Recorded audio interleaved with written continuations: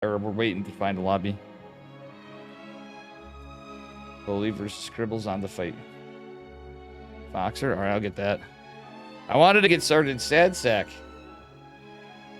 Alright, we're gonna do Bully versus Scribbles. Scribbles is a gold player unless they're from another server.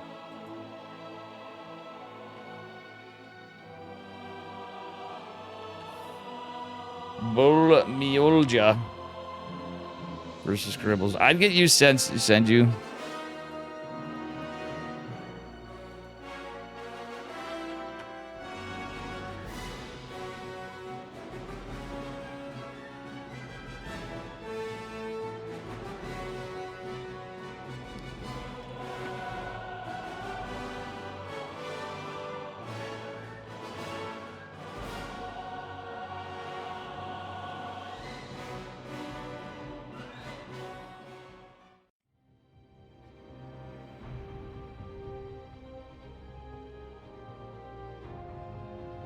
All right, so we have rejected by ESL. Sad. Wait, who was?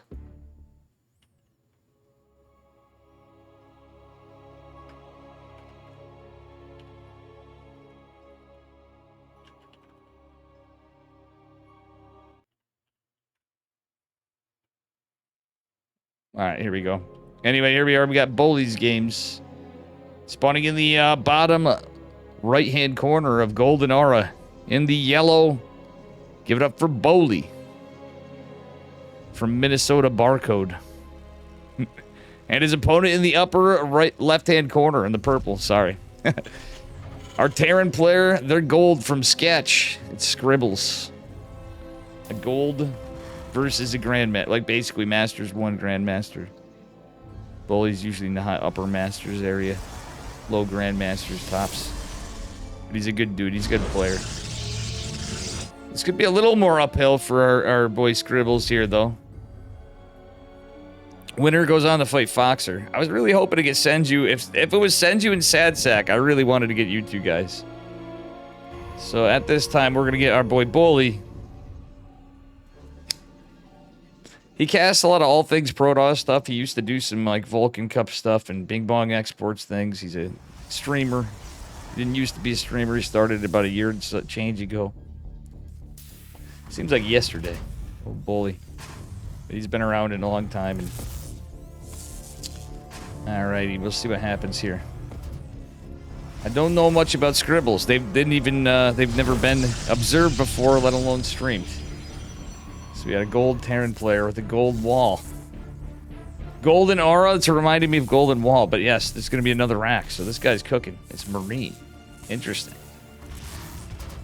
Is he going for like an old school 2-on-1 or something? That's going to be funny. We don't know. I'm not going to insult. We're going to have fun and observe the splendor. That is Gold League cooking. All right, let's see what we got, ladies and gentlemen. As the SCV darts around the map, looking around for proxies. So apparently, Mr. Scribbles is aware of that stuff. He's scouting. I like this. He's scouting around a lot, actually. I mean, SimCity's a little interesting, but okay. It's like a one-base 2-on-1. We need an orbital, though, mate. Quacker's looking into it. Yeah, Quacker is our admin. True.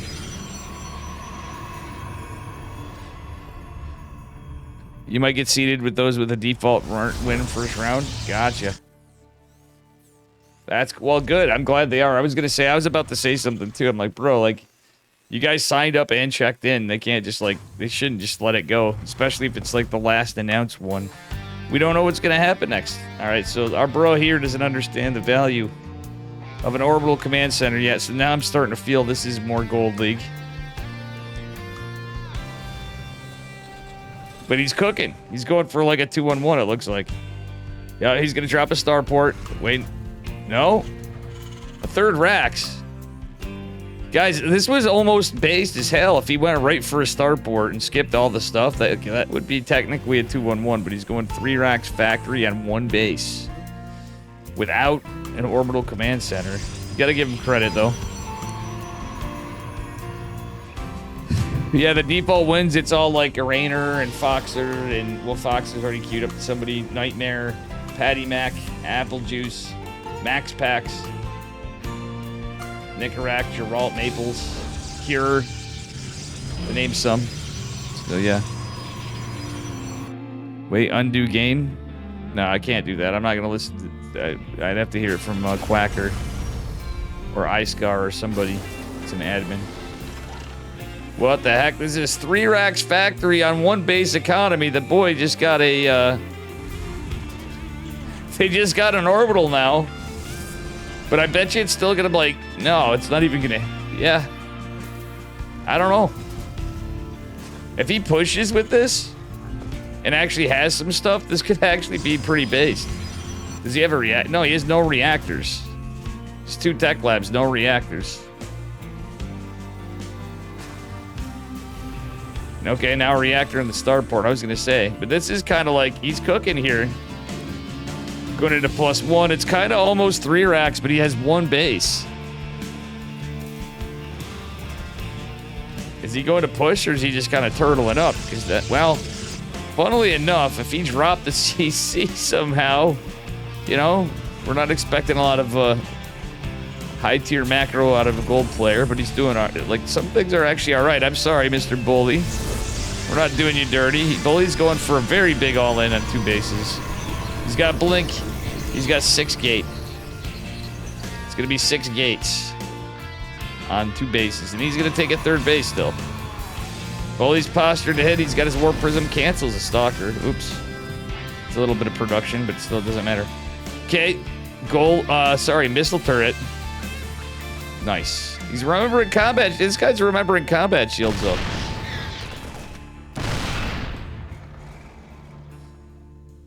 You can't really afford a lot, obviously, but wouldn't hate some Marauders. Maybe get, like, an extra worker back on mining here. We don't have full base saturation. Sensor tower. Ruh-roh Raggy. Like, honestly, he was cooking a little bit. This is base. Bully coming in with 4 zealots. Charge on the way. It's going to be 4 slow zealots. 2 missile turrets in the main base. The sensor tower in the main base. Bully, are we going to lose our Warp Prism? Oh my gosh. Scribbles actually takes out Bully's Warp Prism. Bully has a massive army supply, but at the end of the day, Scribbles has a Cyclone, Marines, a tank, 2 medevacs, nothing else in production. Oh, he's a Marauder. Didn't get concussive shells, but honestly, 2 tanks. If this boy keeps, he doesn't have the meal doing anything. He's cooking here, but that is interesting. Yeah, he needs to be producing stuff. It's hard to on 1 base economy, but it's a 1 base to 3 base, 1 base Terran, a 3 base Protoss. Hello, everybody. Hello, Iron Ring Sibba. Bracket gets reset. We don't have official confirmation that's the case. It should be the case. Nobody should have started their matches, but I actually made a point of it, Steadfast, and I made a point of that in the chat. As I'm pretty sure Light did, and I just didn't see the messages because it was blowing up in there. And I just got out of game. Bully's army supply's awfully close for a guy that's, well, if he was just pumping out more. Still, he's doing something. He's giving it his best. Wait, why are we dropping another sensor tower and missile turret? Dude, you're Terran. Scribbles, I hope you find my stream, because some suggestions. If we started a base before, he actually has some good fundamentals. Like, some of it is okay. But everything's a tech lab, too, by the way. So that's only useful if you're building Marauders or you're researching concussive shells. You want reactors, so you can build 2 Marines at a time. But you also need the economy, so a CC would probably be a little better. All right, he gets the Observer, though. He got Bully's Warp Prism, so in my eyes, he has some dubs.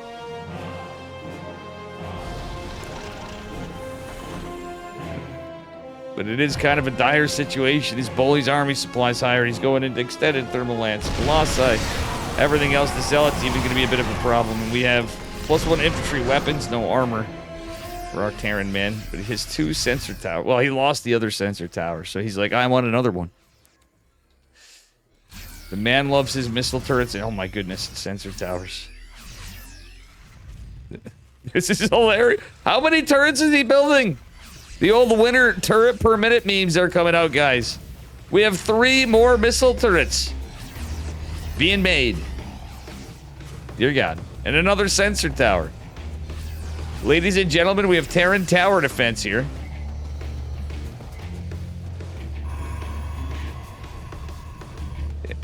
Yeah, I mean, I'm aware, guys. Bully's going into Tempest. He thinks there's a ninja base. He's respecting this guy, but at first I felt like he wasn't. He went to all in him. He threw away his warp prism. He's like, dude, this guy's gold? I don't know for sure. I don't trust this. He's got to have a ninja base, but Bully's literally looked all over the map. Surely he's got to know now. Not a lot of production coming out of Terran Man down here. I just wish this guy knew about orbitals. Like, he could add an orbital earlier, or certain things. This guy, I feel like, could actually... He did a few things decently. But obviously, in Gold League, macro is a big factor keeping you there.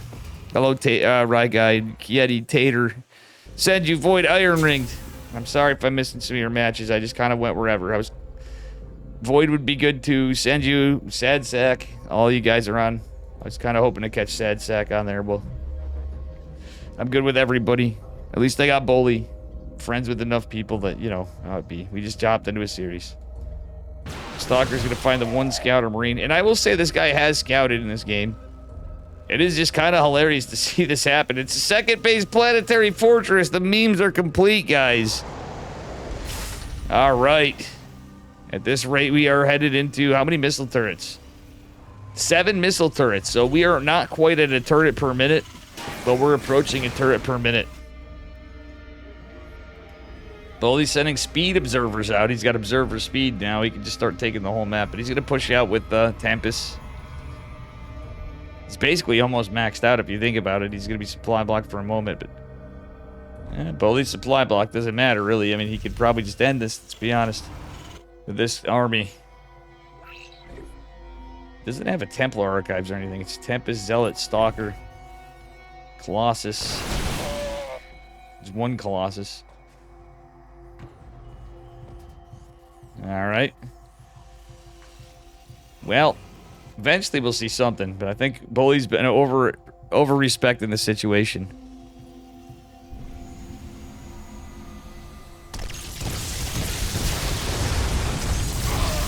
Oh boy. Cackle base. Oh boy. Alright, here comes the fight. Tempest kind of just hitting whatever. Zealots around the bio. The tank siege a little later. I wish they were sieged earlier. Scribbles left. I don't think he knew about the GG, but this is a funny start for a gold player. He had some things looking all right for a little bit. I'm like, maybe he's cooking. Maybe we get a shot. And he stayed longer than 5 minutes in the game. So and against Bully, that's probably his highest opponent he's played against. Unless he's played in these before. Bully's about 5K.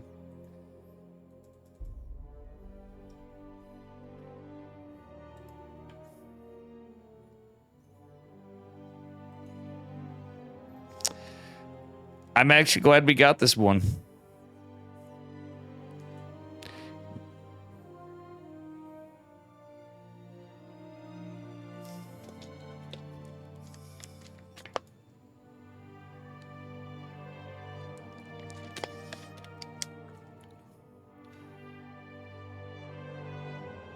All right. Think he rage quit SC2?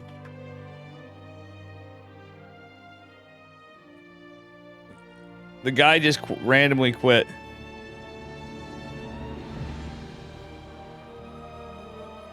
Maybe he was watching my stream.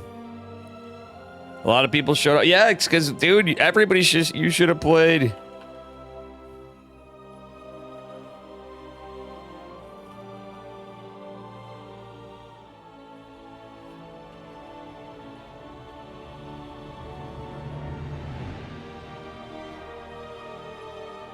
Need the support. I'm teasing. We don't know for sure where what's happening. It's like nobody does. But as Roddy said earlier, and literally everybody on there. It's he kind of made it spell it out like it was done for now, but it's like I think they could be even taking a break.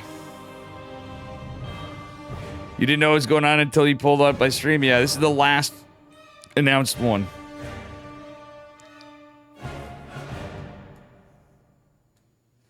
All right, I'm gonna go to something evil sides.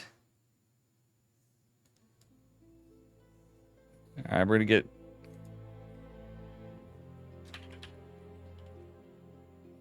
Oh, get in there for Matt? Okay.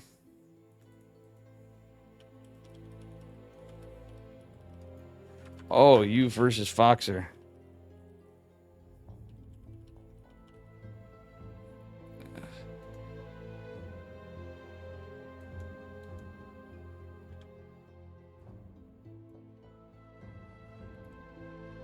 Wait.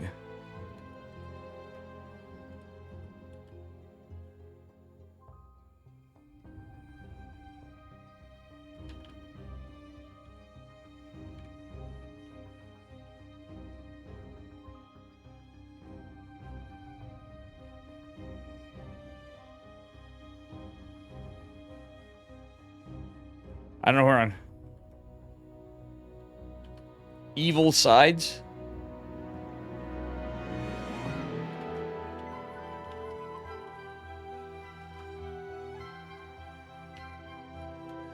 Alright, so it's Matt. So I was gonna get Bully versus Foxer, but I'm gonna get Matt versus Daryl. Matt is from Berserker. Either way, we'd have a Berserker, and I'm not being biased. Sergeant Sadsack's playing tonight, too. We have Bullies going on to fight Foxer, which I would have liked to see in Bully and Foxer. It's a little closer. Foxer's definitely the favored player there.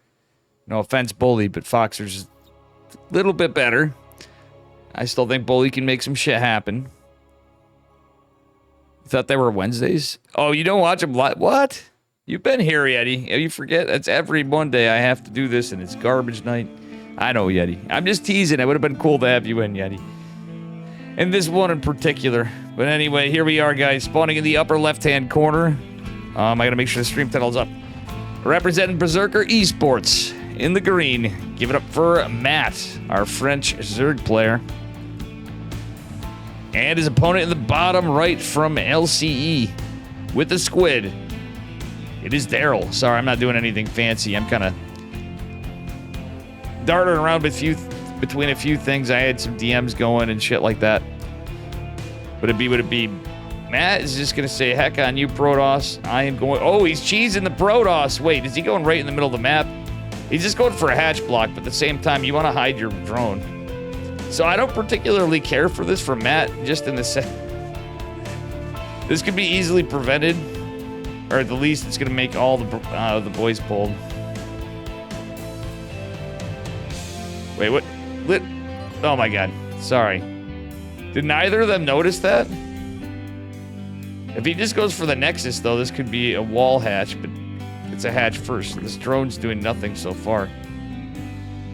Okay, he's got to be thinking of something. Okay, it is a hatch wall. It's going to delay his... Wait, no. Yeah, that's going to delay his spawning pool by quite a bit.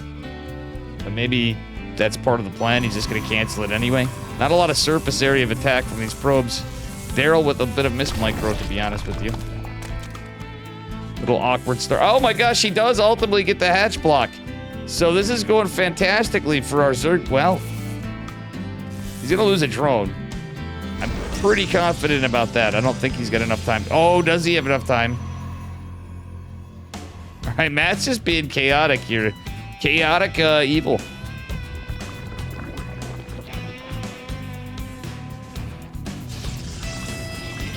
All right. You know, guys, I'm actually with Yeti. Don't the days just kind of, the weekdays kind of blended together often, you know? You're like, oh, sweet. It's Friday tomorrow. No, it's actually Wednesday tomorrow. Son of a bitch. Or whatever your day of the week might be when you're like looking forward to your weekend / pre-days off or day off. And look at Zerg, guys. I'm gonna meme on look at Zerg. Because he loses the drone and he still gets a decent time third hatch, but this honestly is so scuffed. I don't really know what this accomplished because Metabolic Boost is not being researched. Everything's a little delayed. Usually that's a hatch time and a metabolic. I don't know if this was worth it. I guess he's technically delayed the gas, but Protoss can just take that gas. He loses a drone, loses 25 minerals. Lost 100 minerals from the hatch cancel.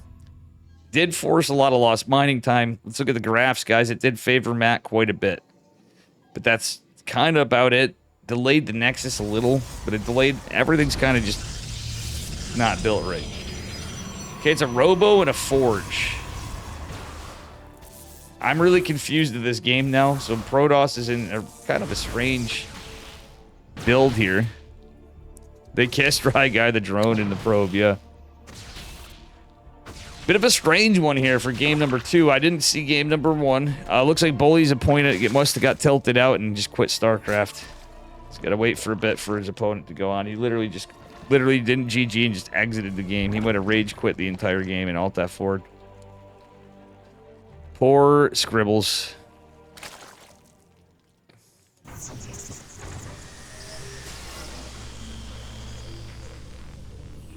All right.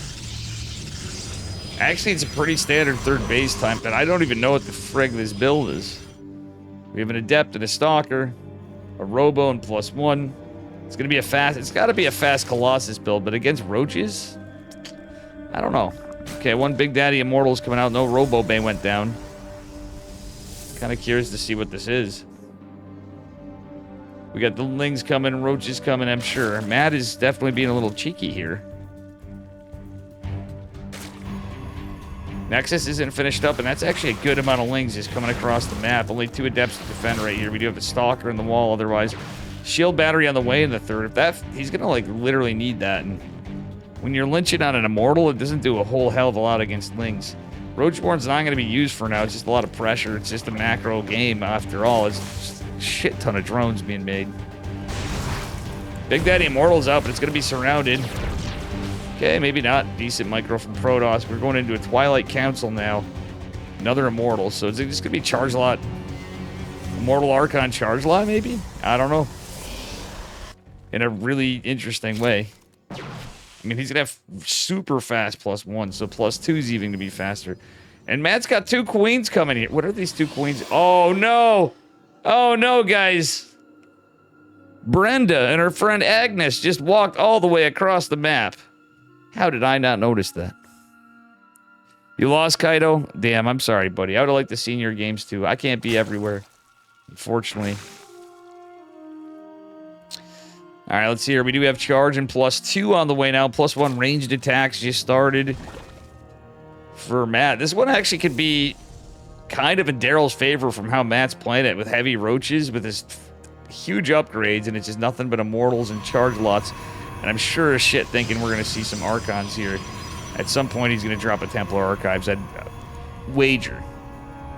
If not, I'm shocked we didn't see a Robo Bay in another robotics facility. But yeah, I don't know. There's the Templar Archives. He's going for an interesting form. This is like just... He's not even trying to hide it. It's Immortal Archon Charge Lot. In a very ballsy way, but at the same time, he was proxy hatched and stuff. Look at the workers, though. It's pretty close. 66 roach timing for Matt, but honestly, when you're going like straight to Robo Immortals with charge, and he's going to have Archons momentarily, I think this is going to favor the Protoss pretty handedly. It should. The army supply looks small right now, but all these gates are going to be coming online eventually.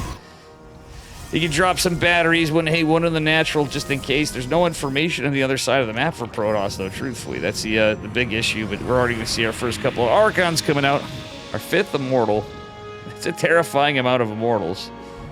And after, it's going to be probably a huge-ass group of charge lots once Daryl has the money. Daryl stopped building workers as well. Matt up to 73 and has a Nidus on the way, so he is cooking to push in here either on this side or right here down the center lane. Heavenly Vibes, what's up? All right, guys, it's Swarm Host, too. Oh, my gosh, this is like Lambo. Is Matt doing this based off Lambo's stream earlier? So I was watching Lambo earlier. Lambo did it differently, and I know this is a lot of things. Rainer will do it. Lambo actually did a ridiculously cool Swarm Host build earlier against this really different Protoss. Like, I mean, it was kind of, I get why Sid's a bad build, but It was actually a really sick game. Lambo ended up going Nidus Swarm Host into a Roach Ravager follow. I don't know. It was pretty crazy. But anyway, he did some really cool fake outs and positioning stuff. All right. Well, the Nidus is out, but guess what? The push down the middle of the map is being scouted, and Daryl doesn't give a fuck. The Swarm Hosts, though, could potentially just end the game. Daryl doesn't have the hugest army supply, but he's a powerhouse with +2. +1 did finish for Daryl, for Matt, but as long as that War Prism is alive and production still there, I guess he still holds. This is target firing the workers. It's a lot of locusts, but at the end of the day, the downside of this is there's no Colossi. Archons can be pretty good against the locusts with everything together.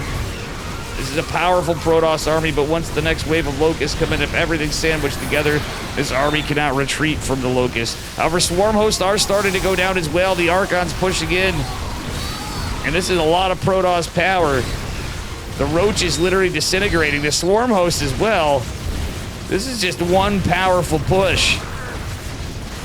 That being said, Spines try to come down. They're going to get killed before they can fire a single shot or be canceled. That's literally a full-on kill. So that is 150 minerals gone apiece. Some nice F2 stutter stepping from Protoss. As I believe we're going to see the end of this one pretty shortly. Man, Matt. Try to get spicy in game number 2. But I think this one's going to be over pretty quickly.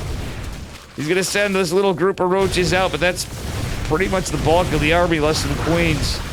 Charge lots making their way in. The Archon's going to be recalled. He's going to save the base anyway. The pylon blocks in his... oh my god. GG's called.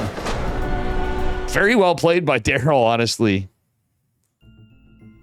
Nicarak 2-0'd you, Senju? The Searcher closes. My first ever game against the pro was against Nicarak at one of Pigs events 2 years ago. Wow. Unfortunate, Senju. And I was hoping maybe we'd have some runs and maybe I'd be able to get a few of you.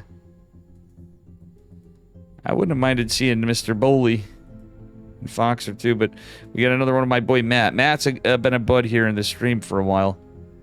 And actually, he joined partially from me. He joined Berserker.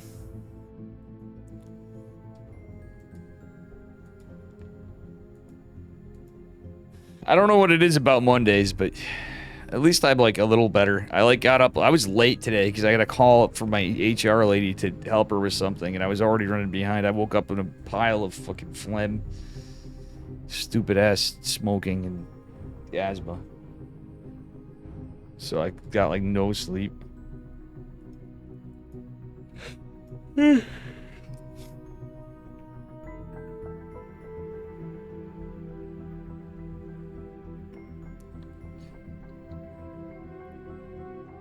That was an interesting method of going about that build.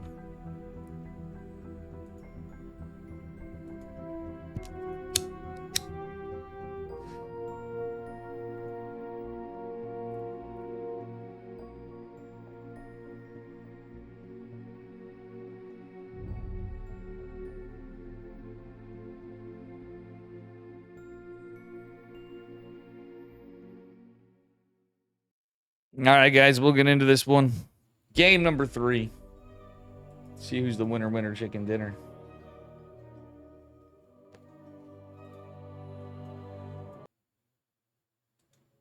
Wait, where's Pig? Is Pig? Oh, Pig might not be. Pig's probably taking it easy getting Mac. I mean, I guess I don't really blame any of them for not doing it. Not everybody's like, of course, Roddy would be back right away, you know? See what happens. We got Patty Mac playing tonight, so we actually have, that's cool to see. Patty Mac getting back in the NA action. Protoss, yeah. You do this strat on your best day.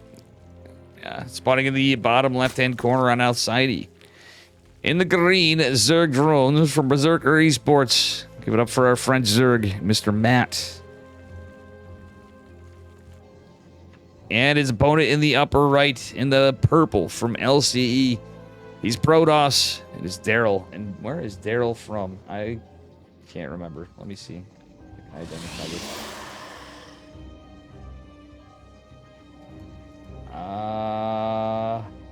Peru. He's from Peru. I knew Daryl was... I couldn't remember which country. I was going to say he's from Latin America, but I couldn't remember which country. I've definitely covered Daryl before, and I might have even played against him. He's a Masters player. Both of them Masters. Who'd you play, Kaido?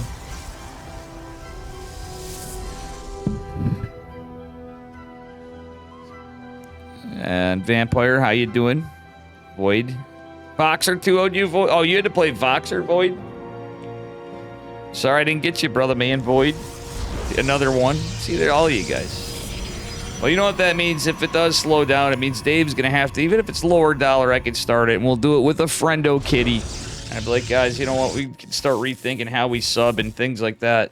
And if you want to help out StarCraft, if we don't have anything for a while, maybe Dave's going to have to go back to some kind of weekly, and I'm going to say, listen, the prize pool's up the chat. I will put in some amount of money, and we'll make it whatever it be. Or maybe we'll do a couple different ones of different prize pools. And you add. So we can do like a lower tier one, like Diamond League, Masters League. We'll do a gold, a Metal League one, a Diamond League one, / Masters. A Masters / Grandmasters, and then just the top. Alright, anyway. Just some thoughts. I'd been thinking about this for a bit. Pig's on vacation? Oh, that's sick. He went to Greece. Yeah. Oh, that's right. I think I heard him saying that on his stream. I forgot. Usually I'm streaming when Pig's on. So I don't often get to catch Mr. Pig. When I do, it's usually pretty funny stuff.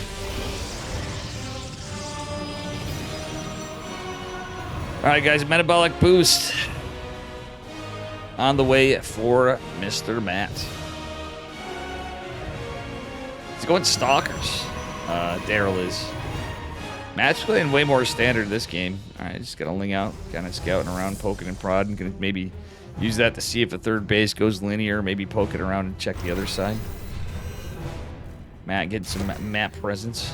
He's gotta be careful with these overlords a little bit, I imagine. And I don't hate it, he's using them. He doesn't have the first two across the map immediately, so it's something. Alright. 14 links. Metabolic boost finishing up. That's a lot of Zergling. So he really wants to deny a fourth base. There's no tech going. Okay, now it's going to be a Forge and Robo again. This is a fake out. So he's going to fake Blink Stalkers is my guess, and it's going to be the same thing again. And against the previous build, honestly, Ling Bane might not be bad, like Ling Bane Hydra.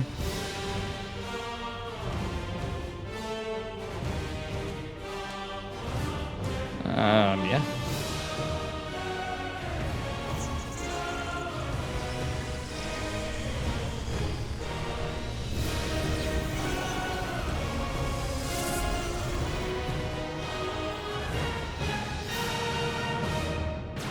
All right. Well, Matt with the anti-micro for a second. I'm teasing him. I'm teasing him. He gets the adept. But ultimately, you could be splitting these up. Ideally, you want to split these up, and earlier on, he could have got full surface area with some of the Lings attacking the Stalker and some attacking the Cyber Core and the Gateway, but the Core is in trouble. Another one's going to have to be built, unless, of course, he doesn't use it for any tech. He doesn't have a Twilight drop, so that's where the Core is going to be important. This is a good time to back off. He's going to back off just a wee bit and maybe catch a unit if it gets astray, but there's 3 shield batteries going down. Matt's had 3 hatches, though. He's been droning behind it. A very good response. Protoss is definitely a 2-base Protoss, so he's basically forced if it wasn't already a 2-base all-in. Another Cyber Core is going down. Like, realistically, it kind of... One thing Protoss could do in this spot, other than, like, I could try to bump out the third and take time. He could try to go into a Robo Bay and then get the third, but either way, it's at that time where it kind of wouldn't be there. Just tell me the date? Yeah. I mean, we always have stuff that can play, for sure, Kaido. I mean, it's... For sure. Let's see here. My point to earlier, guys, is that I don't think we're going to be totally losing StarCraft 2. It's just, I hope we have a pro tournament circuit in addition. Like, I'm sure things will be adjusted by the Saudis, if nothing else, too. So honestly, big thanks to them and everybody at Gamers 8 for what they put on, because we might... Maybe it'll be a lot different of a format. All right, we'll talk more about that in a second. A lot of pressure on the third base. 4th going down for Matt. You played Shameless right now or earlier today? Kaido. Yeah, Shameless is pretty good. Yeah, I know Shameless. He's a very good PvT player. I didn't see him playing right now. He's a very good PvT player. Roddy literally puts him like, he's like, he may not be one of the top names, but he's probably one of the best PvT players in Europe. And honestly, from watching him, you don't want to go to late game against that guy. I watched him and Foxer play earlier today too, and man, I felt bad for Foxer. He was beating himself up a bit, but Shameless is pretty good. Foxer did try to take him into the late game, and he was into pure sky toss. And even though Foxer had a lot of the right stuff, I think there were some, you know, unfortunate mistakes, but to take Foxer down like that should say, yeah, that's a rough one. I know. To play against him.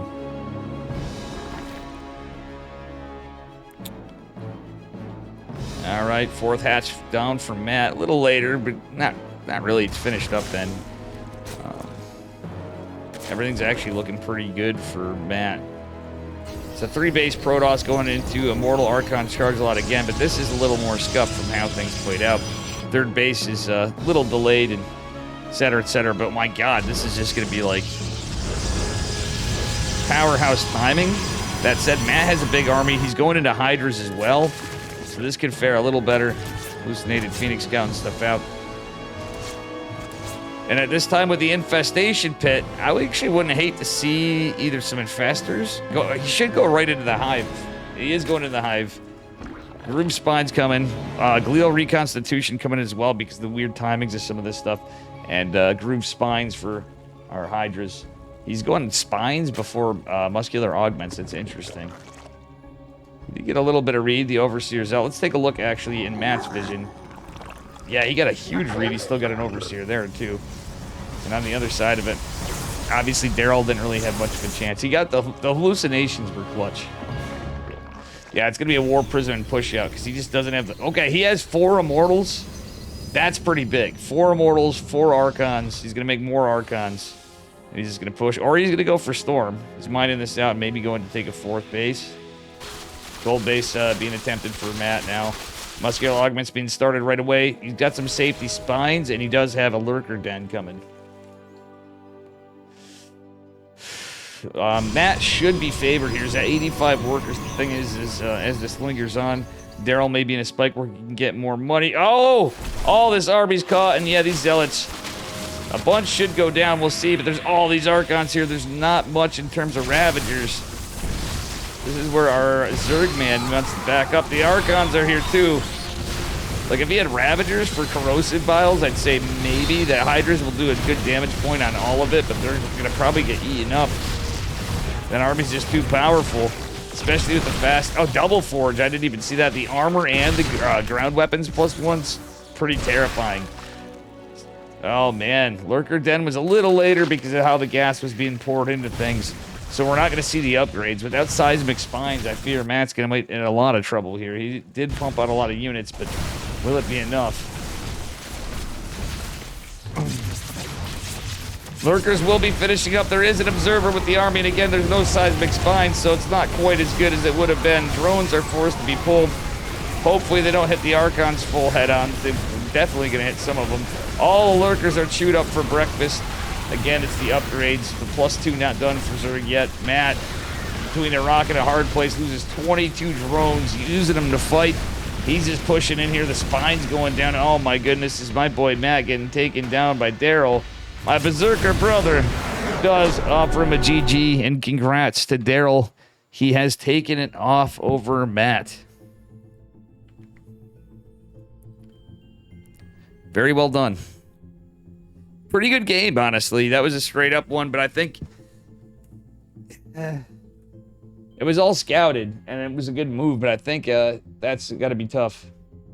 It's got to be insane. Watch that. Yeah. Unlucky, Matt. I'm not going to insult you. I think, obviously, that's a tough one to hit with the timing, but I wasn't exactly sure. Okay, game 1, we got Foxer versus Bully.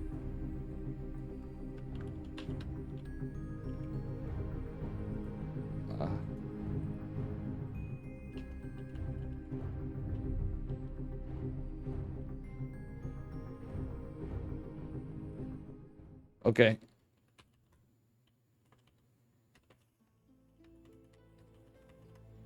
I gotta pee, so I'm gonna do the intros. I gotta pee. I'm gonna do the intros, guys. Yeah, that was rough, Matt. I think you played pretty well. A little unlucky. The first game, I think you should have went full send proxy hatch, man. Or second, the first game that we caught, the second in total.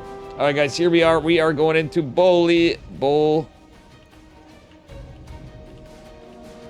Olja versus Foxer, and here he is in the bottom left-hand corner. He's yellow. He's Protoss. It's Bully. And here to move forward for the Berserker Esports team. He's blue.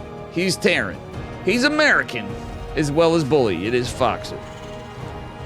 How you doing? I was a fat kid. I'm sorry, though, Matt. I wasn't shit-talking you or anything. You know me. I don't. I'd say that's a little unfortunate or whatever. Bully is going to go Scout Areno. He's going for a Gate Scout. Guys, I'm going to run and pee as fast as I can because I have to pee.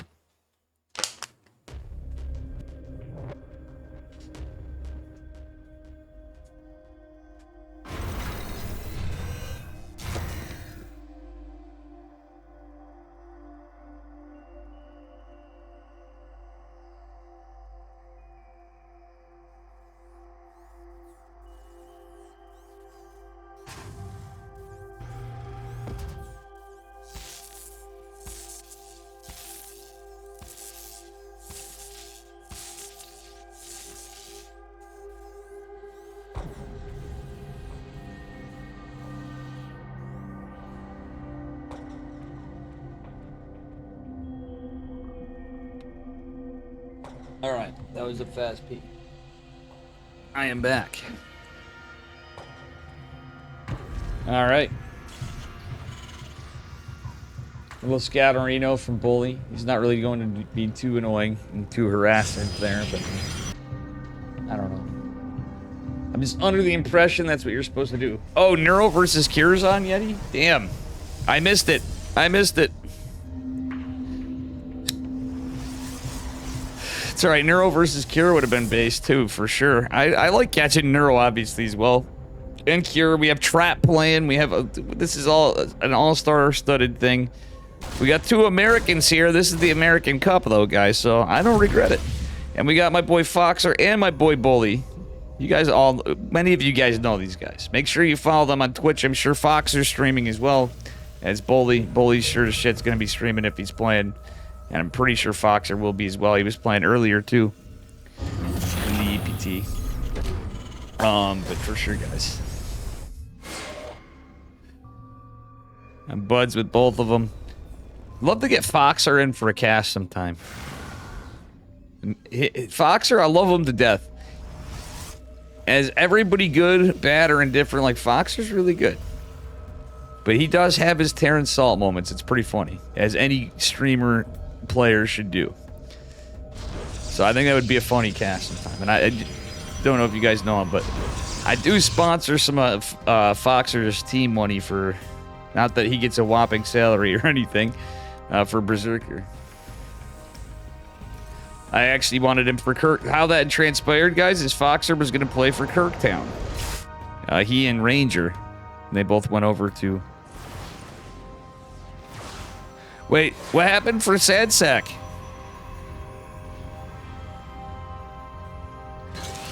Oh, yeah, he beat the GM in game 1-2 practically. Yeah, he's really good. I was playing really well before the stream sniper crushed my soul. In fairness, I was a fat kid. You can say what you want. Many of you guys thought Dave was on a tear. I was holding my own in EPTs. Blood Milan thinks he's a Clem. I think I hit that often. Too bad it was dead already. That's funny. Are you saying Foxer does? Let's see here. Viking drop? Cyclones. 4 Cyclones and a Viking? What the hell? Alright, is this TVT, guys? Hold on.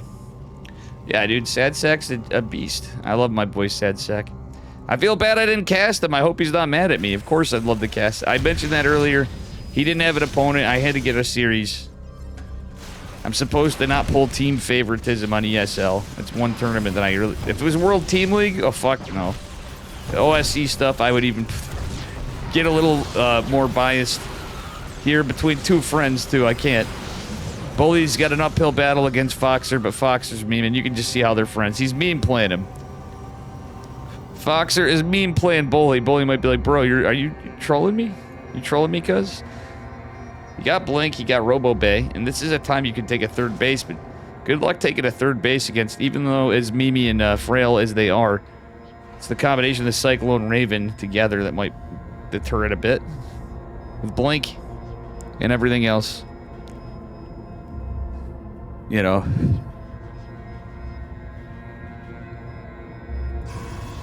Ay, ay, ay. Alright, we have Interference Matrix being researched, which theoretically could be pretty good for Mr. Foxer. We don't have... Okay. Sorry, this is one thing I was thinking of. It's been bugging me because I've been yapping on about everything but the game. Is Bully didn't go take another gas. Had he taken gases earlier with this, he could have fed it in. He didn't really pump out a ton of units.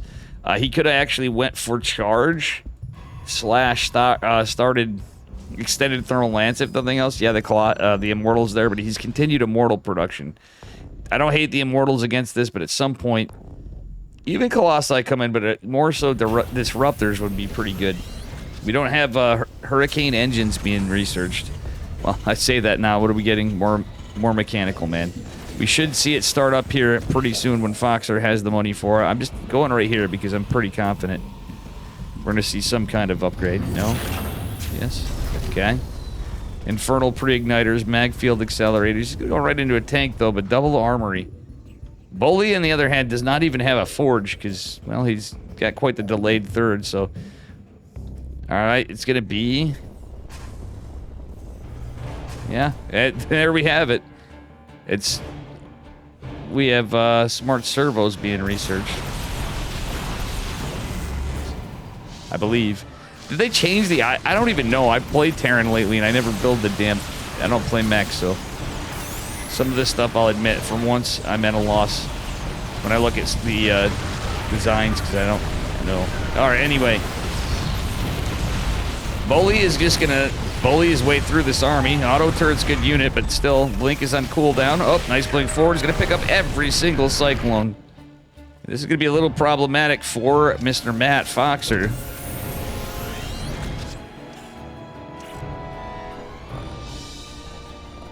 Alright, let's see here.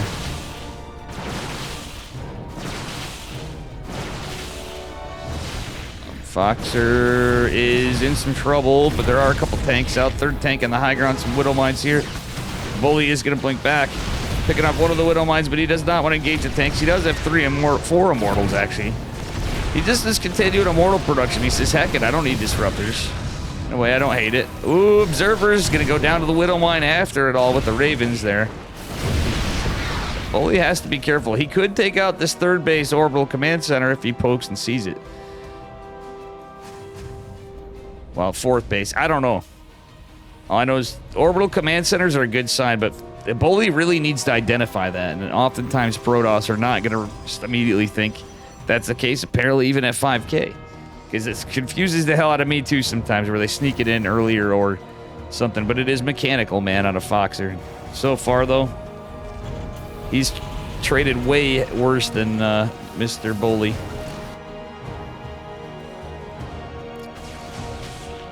Foxer's beaming here. He's having some fun. Bully's having some fun. I almost feel like this is a patches game. This is some like patches stuff right here. This is literally... Actually, it's better than Patches' games. No offense, Patches. I think Patches is playing too. Damn it, I could have got him as well. My boy Patches would be playing like this, except for he wouldn't be building tanks. He'd just be building Cyclones. He probably wouldn't even be building Ravens.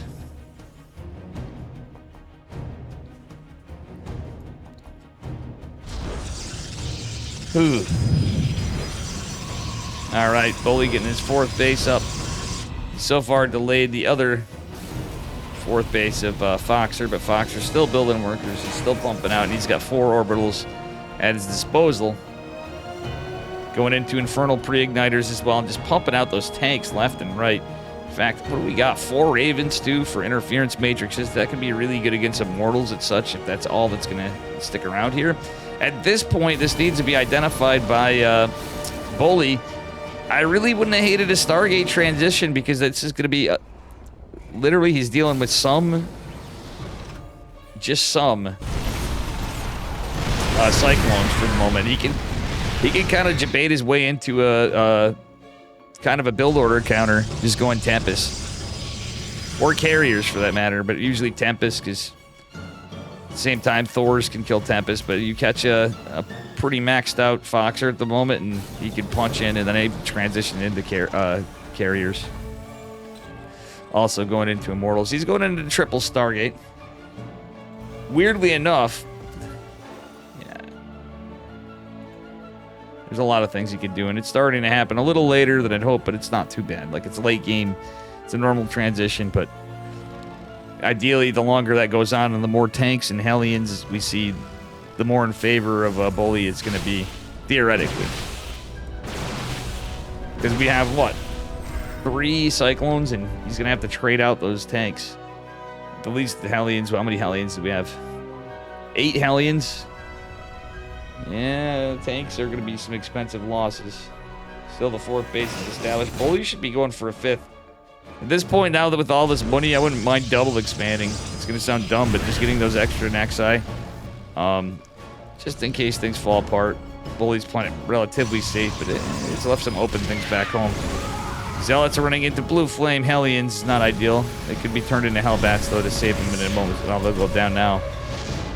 As another CC pops. We have 3 Thors coming at a time, and that Sky Toss window might be a little rougher. That being said, I think Bully's been scanning, or sorry, Foxer's been scanning Bully, rather. It's Mountain Dew. I really feel bad I didn't catch Sad Sack, guys. Like, seriously. I watch him, like, every day. Which is weird to think, but like every morning, even if I can't make it, there's like a 90% chance he's on, because he's probably been raided from a screen I raided that went off or whatever, or somebody I was watching. Like 2 streams before. But all these guys are bros. I'm happy to get this one too. This is such a meme game though. Tectonic destabilizers being researched, as well as we get into shields, armor, and ground weapons for Bully. I don't hate the triple forge. Foxer is going to have vehicle weapons and plating pretty soon. More Thors coming out, so I think this is going to be a bit of a debate. At some point, the Gateway Army is going to want to be switched out, but he needs to trade effectively. The gold base is kind of nice, though, for Mr. Bully. Zealot's going to try to come in here. That's a huge-ass tank line with a lot of surroundage. Friendly fire will go down on some of these SCVs and even the tank. Oh, yeah, that's going to help. Nice little pick-offs from Mr. Bully, but it's going to be mass Thors, because Foxer's going to go. It's going to be a Sky Toss transition at some point. And at the moment, it currently is. It's only 3 Tempests, though, and 3 Tempests are just going to get absolutely obliterated. This point is a time where, personally, I'd rather see some Disruptors instead of Immortals. Alright, Bully's pulled probes. Actually, that base was just created not too long ago. Zealots coming in, getting a lot of work done on workers on the other side of the map. And I don't know. I feel like you go after tanks, but he's going to delay that CC. There's CCs for days, however. As Foxer just inches closer on Bully's side of the map. I don't know about these Tempests. I'm telling you, Tempests are actually pretty bad against Thors, especially when they're outnumbered. And there's damn good upgrades, vehicle plating and vehicle weapons. Ship weapons being researched for Mr. Foxer. Oh my god, the anti-armor missile is going to make this rough for the Stalkers, but Big Daddy Immortals, it looks like they didn't actually take the brunt of it. One of them did, maybe. No, it's all Stalkers, it looks like, over here.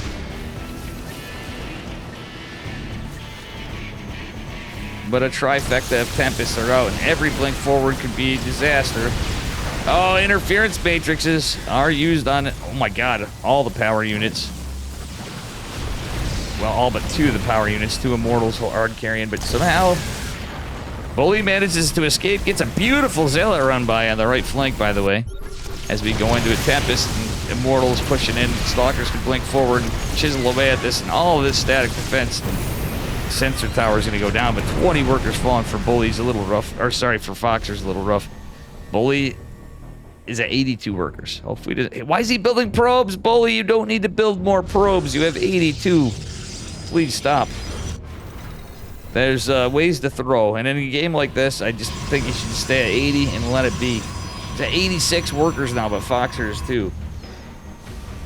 I get it for trades, but he's got the economy. He can just, if you just outnumber him too and stand at that point, Immortals and Tempest could be good enough as it stands. But we'll see what happens here. A couple Zealots going off of the left flank, approaching the Planetary Fortress. Okay, more Zealots come to join him. I'd rather see him pounce on these tanks. Bully's not paying attention. There you go.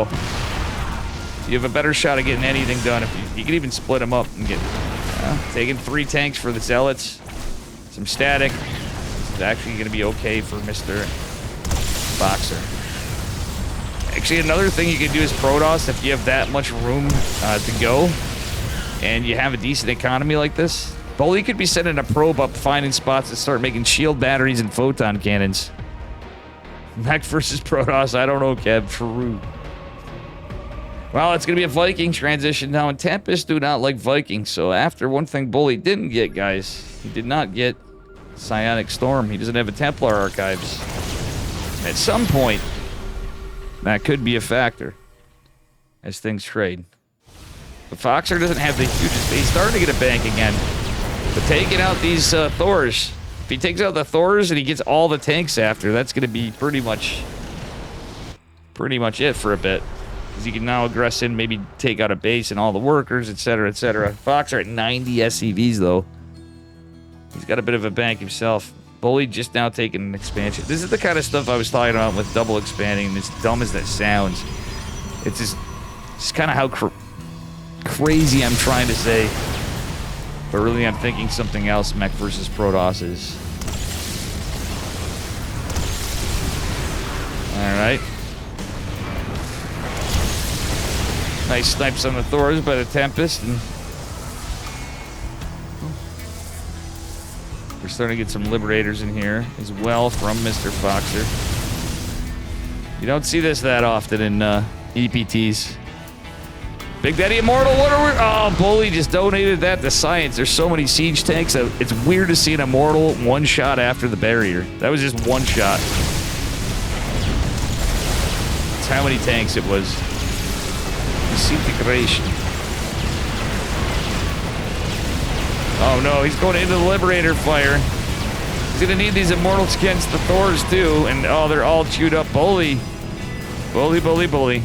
Dark Shrine going down though. At some point, though, if all the Vikings are out, this Gateway army can be a little better. Stalkers coming from the backside. Zealots actually getting some decent damage with some surface area. It's going to be a little rotation here. As Zealots come in, the Liberators here, the Stalkers might want to start attacking the Lib. They will. And that will all be dealt with. Which is going to favor Bully, kinda, but look at this. All right. Oh, no.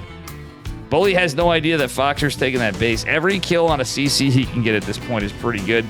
When workers get killed at this point, Terrans especially not complaining, but oddly the minerals are pretty close. Bully has this huge gas bank, however.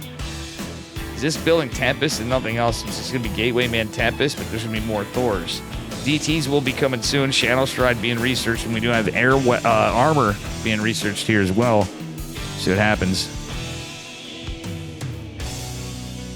Ladies and gentlemen, I'm trying to do a good job, but it's Monday. I'll be honest. I'm enjoying the games. I'm enjoying you, chat, but I gotta do a better job of reading it. Poor guy looks like they're rough. You guys are going nuts. I love it. Have fun. Get those combos going. Keep those combos going. I should have done a prediction on this one for you guys. Again, I got faith in my boy Bully that he can make something happen. But I would say Mr. Matt here, Foxer, is the favored player.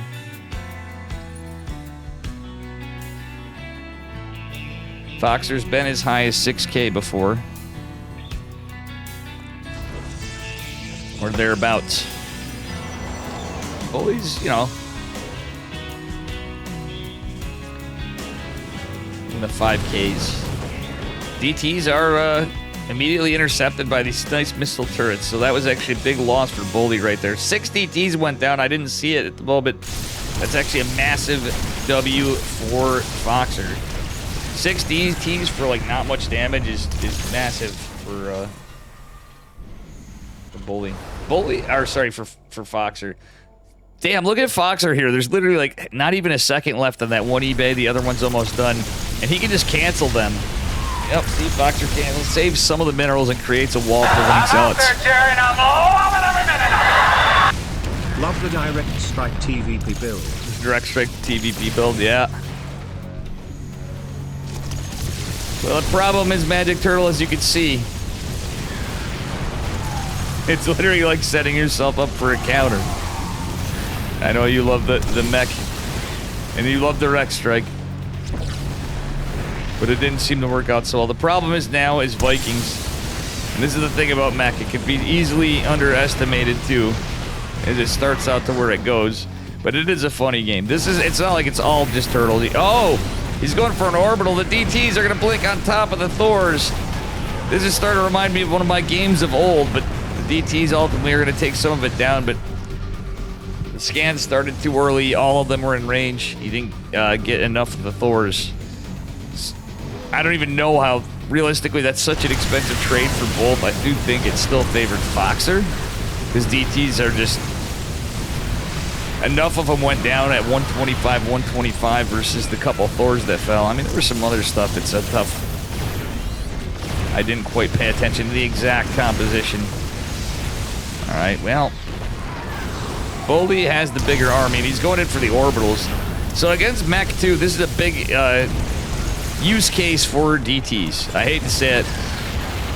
The name of the game is kill all the orbitals and then kill all the production. And at least kill all the orbitals and you basically win. Then you gotta worry about some missile turrets, sure, but basically DTs just win you the game. And we're gonna see how powerful these Immortals and Tempest with upgrades, Tectonic Stabilizer's ability being researched as well. What the hell? One Stalker actually taking out static defense on its own. Oh!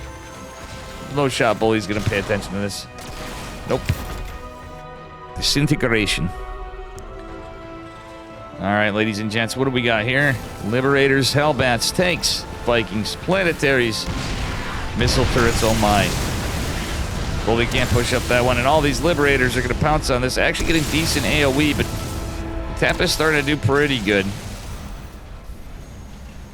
On all that. I mean, like, it's not like a critical mass of libs, and actually some went down, but we'll see what we got here for... What's Bully got? Building nothing at the moment because he's maxed. That's what I was saying earlier about maxing out against this stuff. It'd be kind of crazy. Zealots and Immortals trying to pop in here. He does not want to lose these Immortals. Bully needs to back the hell up, and he is going to. Losing the Zealots isn't the end of the world, but or even some of them. He's just gonna go into Stalkers. Nice catching a Viking. Another Viking going down. Oh, taking some damage on some anyway. Foxer's running out of money, guys. I think Bully might actually have a chance to win this. Bully may be taking this game, guys. We'll see. It ain't over yet. The army supply's there, but you guys see how this is trading out. Bully's being patient. Mostly taking some really good fights. And at this stage of the game, even did this without Storm, but I'm telling you, some of the stuff, it's hilarious, but Storm actually ends up being pretty good from how much mech clumps up in general. How did the DTs lose that?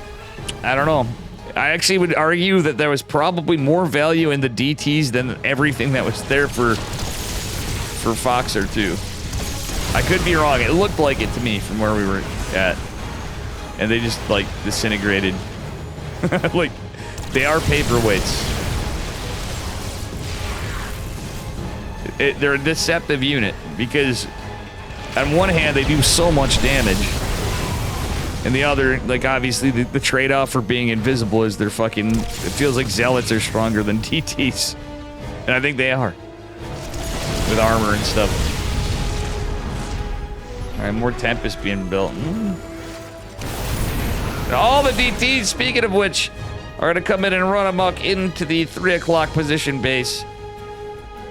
But you know something?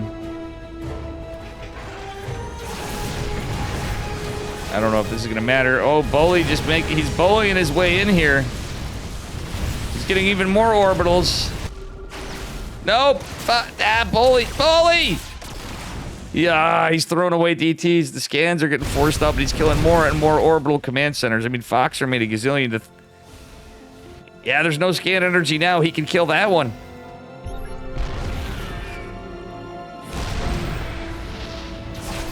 Oh my god. Oh, that's actually beautiful for Bully, but he's going to lose all these DTs momentarily when this missile turret goes. Oh, is he? There's going to be a scan available eventually, but in the meantime, he can go try to... Look at that! The friendly fire. Oh, didn't make Archons. Not that it would have mattered. They could have bought time, and while everything was attacking, he could have pounced on the Thors, I feel like. Oh, no blink. He didn't catch the Little Mine before, but, I mean, honestly, guys, I feel like Bully's just got this in the bag. Foxer's down to few orbital command centers. Not a lot of energy and 20 SCVs. He's not mining anything, basically. He's just now started mining again, it feels like. Ay. And this has been the Bully train for a long while in this game. Mechanical man.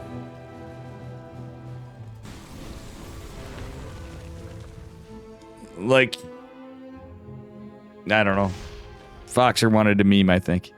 He wanted to have fun with his good friend Bully, because these guys are buddies. But unfortunately, I don't see how Bully throws this fight. You'd have to, like, right-click, like me, into an army to lose. Like, literally, and without any... Yeah. Oops, I accidentally right-clicked. Wow. And something else is happening. Ooh, DT's catching the planetary fortress number 1. Number 2's there. There's a missile turret, though. Kills a lot of the SCVs. There's not many SCVs left for Foxer. He did remake some, but...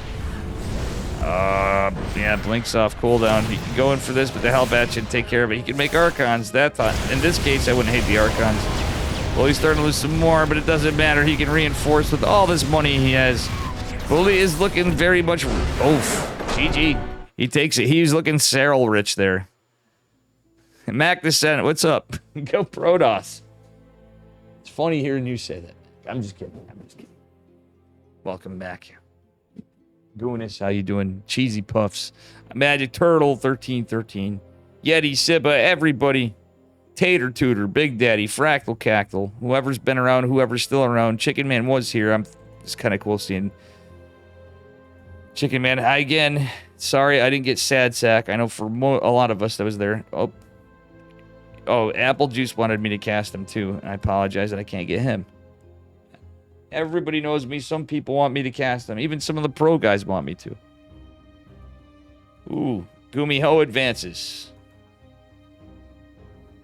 Sometimes they want me to cast. Believe it or not.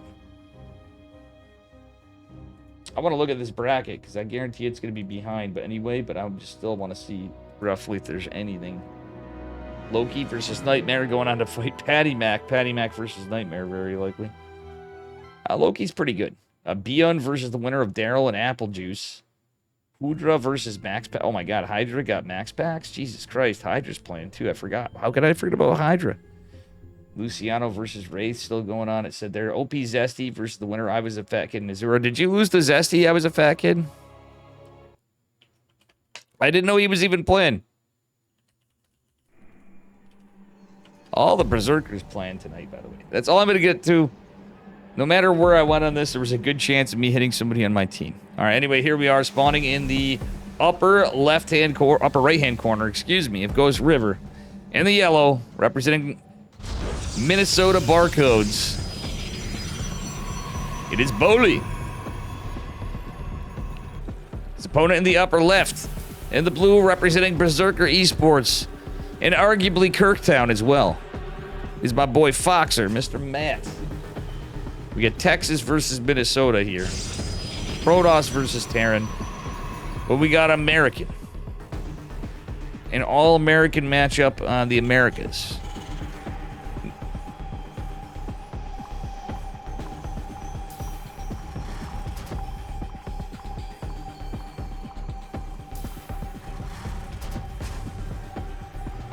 All right, here we are, guys. Thanks for the follow.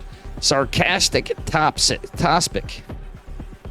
Welcome, welcome, Midnight Expansion. How you doing as well? What's up, brother? Ladies and gents, as we get into it. A little probe harasserino. A harass hole over here. Oh, Boley gets the kill on the SCV. That's a demoralizing start to Foxer.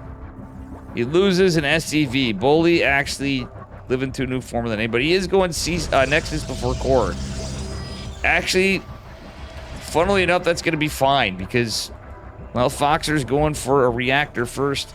So it's going to be a long while before there's going to be 2 units out. I'm guessing Foxer's going to open 2 Reapers. How you doing, Matt? What's up? What up, Heaven? Bully took a game off Foxer. It's no easy feat, though. I will say Foxer did kind of meme a little bit there. I know he's not been enjoying playing Protoss as is Dolan, but... I mean, going mech against Protoss is probably not the move. Unless you're, like, playing against idiots like me.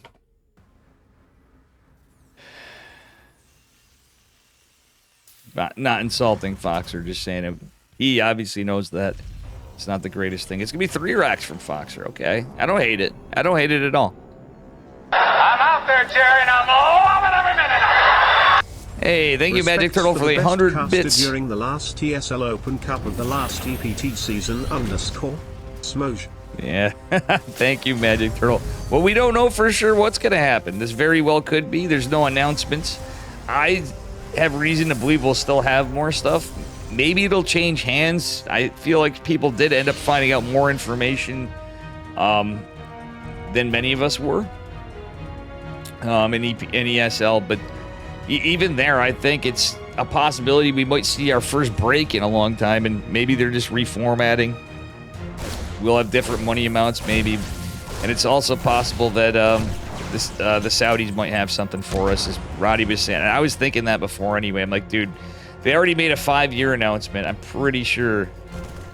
And when I thought about just EPT Open Cups, even say we lost like Atlanta and stuff, maybe like it'll be all worked out. But you figure it's something around $64,000. Or I'm just pulling a number out of my ass. I had a number before for 52 weeks of $400 weeklies on 3 servers.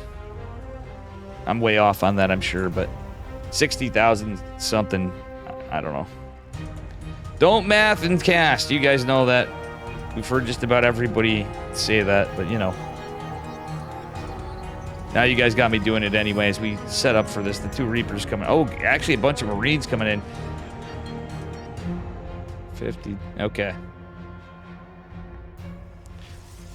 Yeah, it's 62,400. My mistake. I just pulled a magic number with 60 and a 4 in it out of my ass, and here we are, ladies and gents. This Bully is going to be invaded by 2 Reapers. Foxer needs to be careful with his first Reaper.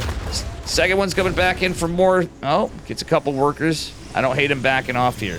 He's going to rotate around with his 3 racks pushed behind it. So if he does this again, it might be enough just to disjoint Bully. But Bully with some good map vision here with the Observer going out, but his army supply is not super great. Foxer needs to pay attention. Oh, yeah. Okay, Bully sees this. Because Foxer could still get a lot of worker kills up in the main base as this push comes in. Bully is going into an Immortal and a Robo Bay. Battery overcharge is activated. I'm telling you, that would have been the play. I would have loved to seen those Reapers go into the main base. You could have gone ham on some workers. Battery overcharge is going to be taken. We'll see what happens here. I mean, it's not like it's GG right here. There's no boys pull. It's a 3 racks.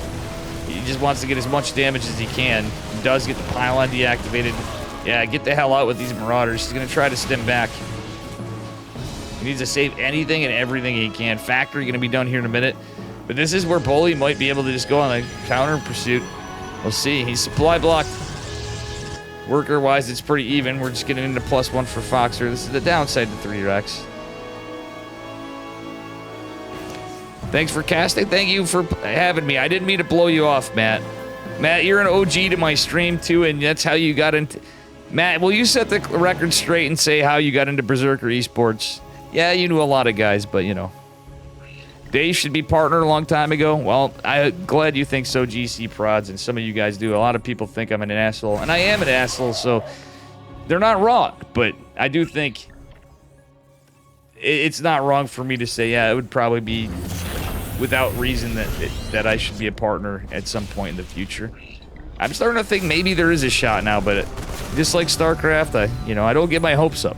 We learned that as being a Protoss player.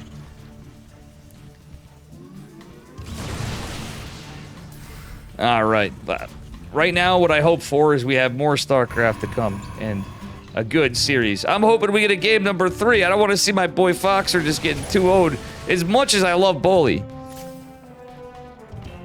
Bully knows I would mean no disrespect to that because, yeah, 2-0 would be great for him, but I don't want to see my boy Foxer go down like that. I'm rooting for both these boys. As we wind up here, extended thermal lance coming online, and Foxer has a lower army supply. Okay, he does have a 3rd CC coming. He probably doesn't want to overextend here. Now that there's a Colossi 2, Charge is going to be finishing up here. Yeah, Foxer needs to get the hell back home. Be going into Widow Mines as well, honestly, he is. Okay, if he gets some decent trades right there, he does not want to overextend. Like, having some map presence is one thing. Bully just needs to go into a war prism and etc., and he's in a lot of shit. That's my concern. All right, ladies and gents, as we get into this double forge on the way. I know we have Cure and everybody else, and you all know I love every pro player, and especially American players first. So we're starting in Americas, but clearly I love the heavy hitters and the Korean scene. I love all StarCraft, but we got Max Packs playing tonight, etc. These guys is the definition of what the EPT Americas is all about in my book. We got a Widow Mine drop coming in. I actually don't hate this at all from Foxer behind all this, but he has to cause some kind of distraction, get some damage done, maybe get into Bully's attention, because quite frankly, he's not in a fantastic position. Double Forge is started, so it's just 1-1 upgrades for Protoss. That being said, we might want to see a transition. We're going into Ghost. I wouldn't hate to see an eBay go down and an Armory, or an Armory then an eBay in this case at some point as soon as Foxer can. Widow Mine will go down, but the medevac for now, I'm not out of the woods yet. 4th base going down for Mr. Bully is Foxer just kind of camping around here. He's kind of catching a breath, trying to put a little pressure on him. He did a good job because Bully, I think, could have just ended him right there. But that Widow Mine dropped in as I thought. It got Bully a little worried. I think he might have been worried it was a multi-prong that he didn't see or something as well, because he just totally retreated. Even with his observer. Foxer has some damn good map presence right now, considering how that went. I mean, and truthfully, economically, this is going to be favoring Foxer, even though the 4th base is coming online. Look at the workers, guys. Bully's just now getting there.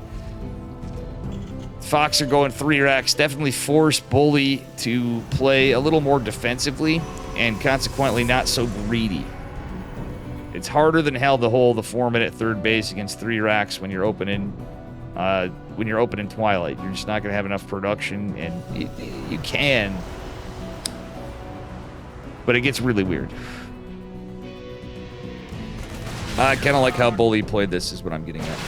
Ooh, nice catch of the Widow Mine. Ooh, Observer, though, needs to get the hell out. And a little bit of mispathing means the Vikings is going to take it down. 4th CC going down for Foxer now. Now it's looking like we're gaming. This one could go either way. Foxer with the Terran Army supply lead, which normally happens finally for the 2nd time in this game. It's just the nature of the matchup.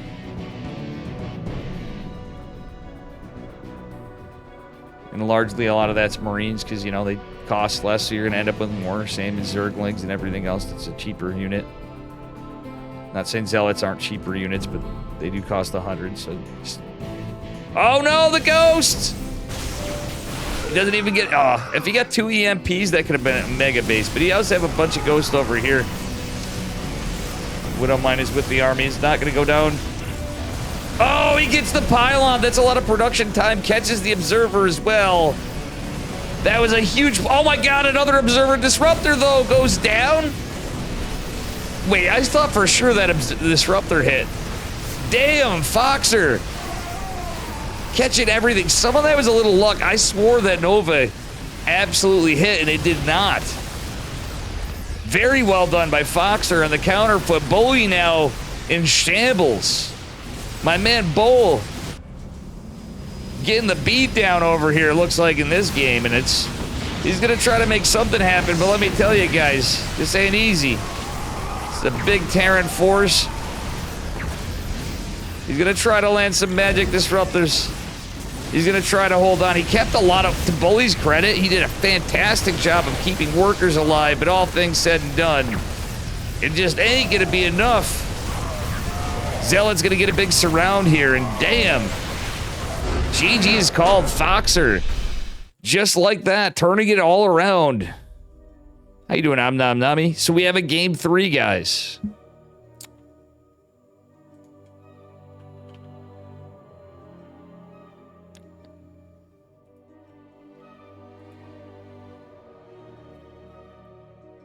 A game at 3 Areno. We got a lot of my boys on here. I'm excited to see everybody. Raynor, Geralt, Cure. Is Nero still in this? No, Nero got knocked out. No disrespect to Nero, but Cure versus Shameless is interesting. Geralt, Trap.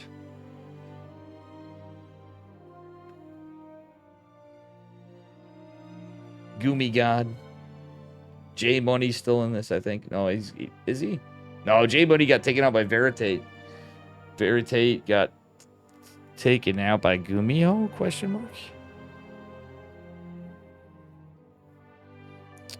But lots of really good players. Nightmare versus who's going on? I want to catch game 3 of this though, because I'm on it. Nightmare versus Loki. Oh, Luelis. Got knocked out by Loki. Loki's a good player too. A lot of them. Hatsu's playing. I saw Hatsu in chat earlier. The 2-minute delay when I was laddering didn't help. A lot of buds here. Hydra got max packs. That's a oof. Welcome, guys. If you're new here, smash that follow button and all that good horse hockey. This could be the last EPT, but this is not the last StarCraft 2 tournaments being casted on this stream. Because if nothing else, I'll have my own. We have the Korean StarCraft League still going on. And I'm going to be trying to do some think tanking. Just in event we don't hear anything for a bit, I am going to be doing some think tanking. Maybe do some new things to try to fundraise. Tomorrow, I don't know about tomorrow, but I just bought Age of Mythology. So I'm going to be taking some time myself for that. And maybe try to find a way to sneak that in there for some kind of StarCraft fundraiser stuff. But obviously, as long as I can afford to or whatever, you guys are good. All right, I'll, whatever on my end, we will have StarCraft here. Hopefully, we have news soon from ESL.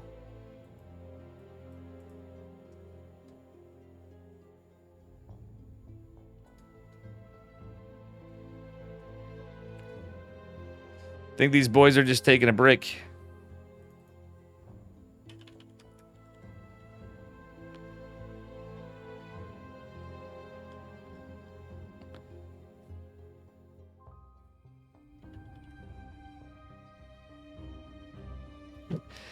Ladies and gents, I know what I can't even say it.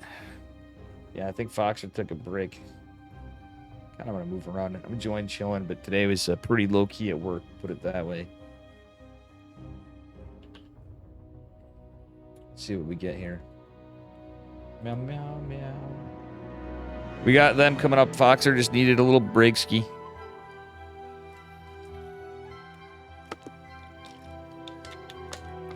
Yeah, Foxer came back pretty hard swinging right there. That was a pretty crazy push. Let me go to this. Hello, Rally Stormgate, and hello... Hold on. Who wins?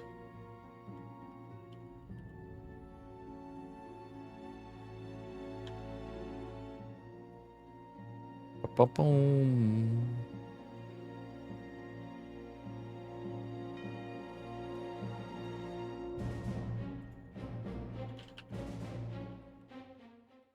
Yeah, what up, Borelli, too? In SJF SOP. What's up? All right, guys, we got our final match here. Wait, no. Wait. Oh, they got the wrong player in. They put Rocklets in versus Bully. Wrong player in here. Don't worry. We got a game coming up. We just had a mistaken start in the lobby.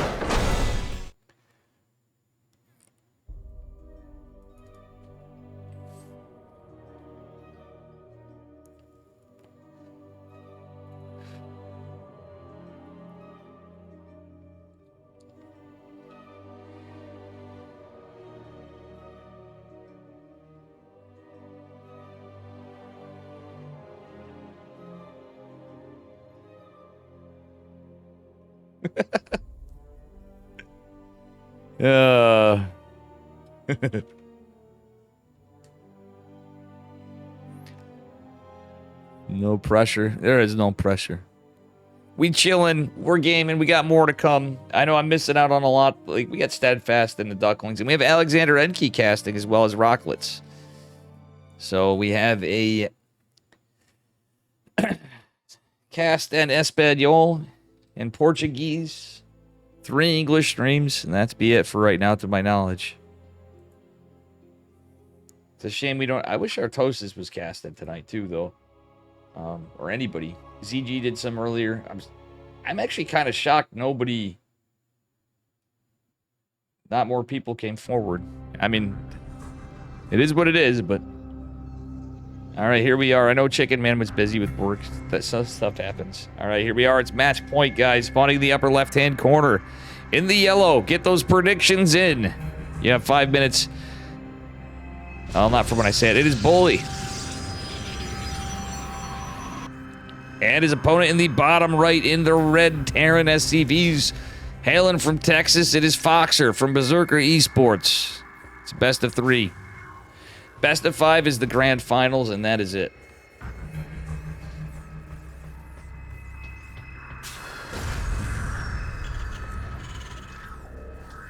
Have you seen this map win rate? Yeah, golden. I mean, again, if you're just looking brass tacks on this, Foxer's a little favored overall. Bully's a really good Protoss player, though, too. So, as you saw, he did take a game. Foxer was a little memeing with that mech, though. But, I mean, Bully definitely held his own that last game. That was actually a really good TVP or PVT, depending on what you're looking at. Both players did really well at the end of the day. Bully was a little out of position there, too, I feel like. The win rate from the EWC. Yeah, this map is interesting. I don't think this is a horrible Protoss map, truthfully. Even if the results were there at EWC, I think overall, myself, I don't... Oh! Wow, Bully made up from last game. Or, sorry, Foxer made up from last game. He goes, Bully, you are not taking my damn SCV this game. He was mad. Another Nexus before Core? No? No, this time it's not. I was gonna say, that's a bold move from Bully, truthfully. Double gas this game. So we'll see what Mr. Foxer's got in store for us. Bully as well. Foxer's got some cheeky builds, so going Nexus first against double gas, I feel like's extremely risky. You're delaying your attack a bit. You're delaying your first unit a bit as Protoss unless you want to build a Zealot. That's it. Factory on its way, and Reaper is going to make some work here. We shall see what happens. It's going to be a Twilight opener from Bully, too. I love it. I'm a little partial to the Twilight openers. And the last couple patches, honestly. Bully's... Wow, Foxer's cheesing out here. He's going 1-1-1 on one base so far. Is Foxer just trying to end it? Reaper not really doing anything. Oh, man. He could have got a kill. He could have got a kill. I don't know what Foxer's doing with that Reaper, but... This is very aggressive from our boy, Mr. Foxer. There's a shield battery Reaper. Maybe just going out to try to outposition him. There's an Adept as well. So this could be all just a bamboozle, and I believe it is for Bully. Oh, wow. Foxer with the micro. Did you guys see that? He hides the Reaper.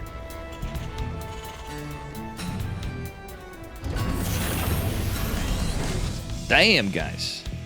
See how this plays out. Reaper catches the probe. Oh my goodness. Oh my goodness. The Reaper goes down. Ow. Not like this.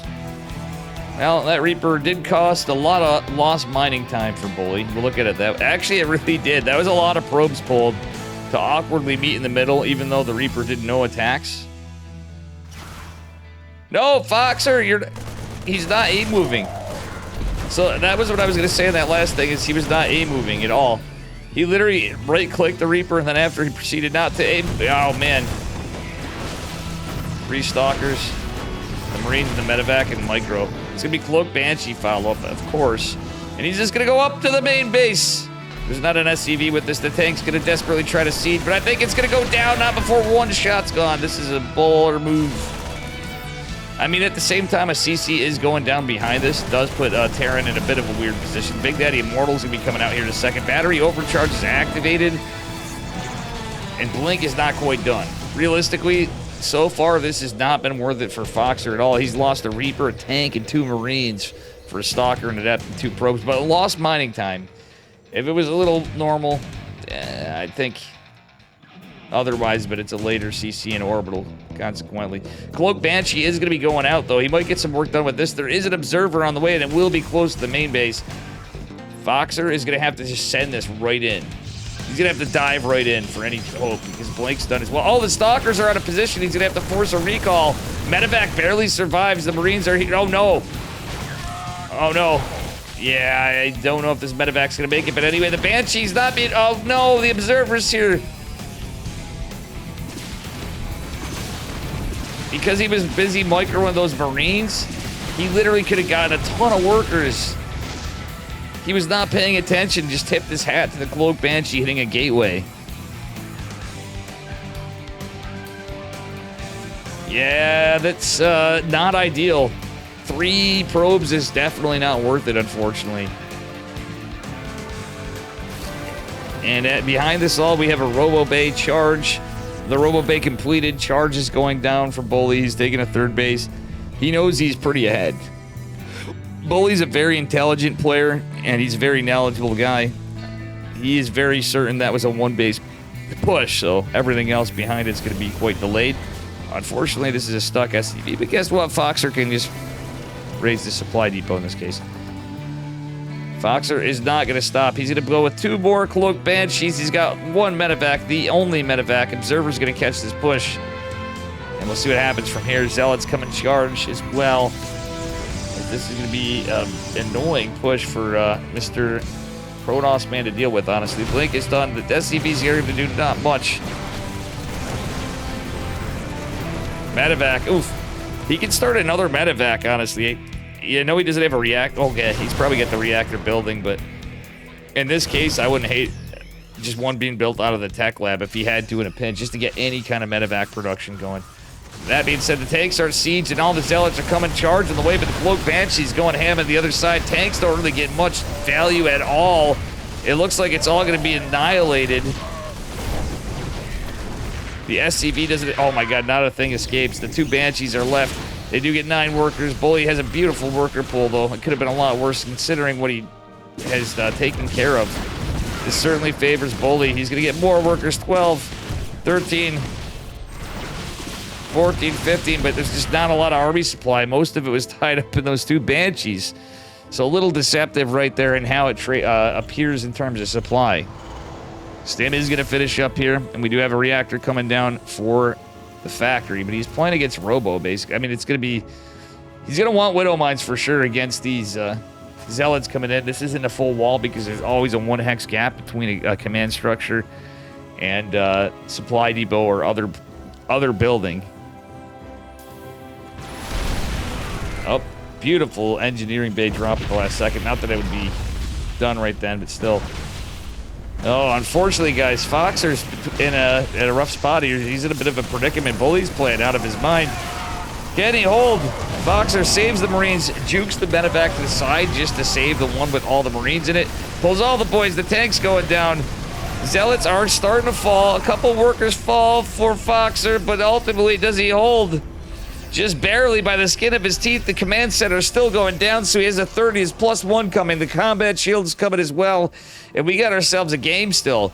Foxer, make no mistake, is behind. But ultimately, that was a shittin' hell of a hold. Shameless got into round of 16 against Cure. Yeah, well, Shameless is really good, dude. Yeah, I thought we mentioned that earlier that Shameless was playing against Cure. Shameless's PVT is ridiculously good. Don't let him fool you. He's got really good PVT, but Cure is obviously still the favorite. I would say Cure's handedly the favored one there, but Shameless still, he's a shot to take a game off him, I think. It is possible.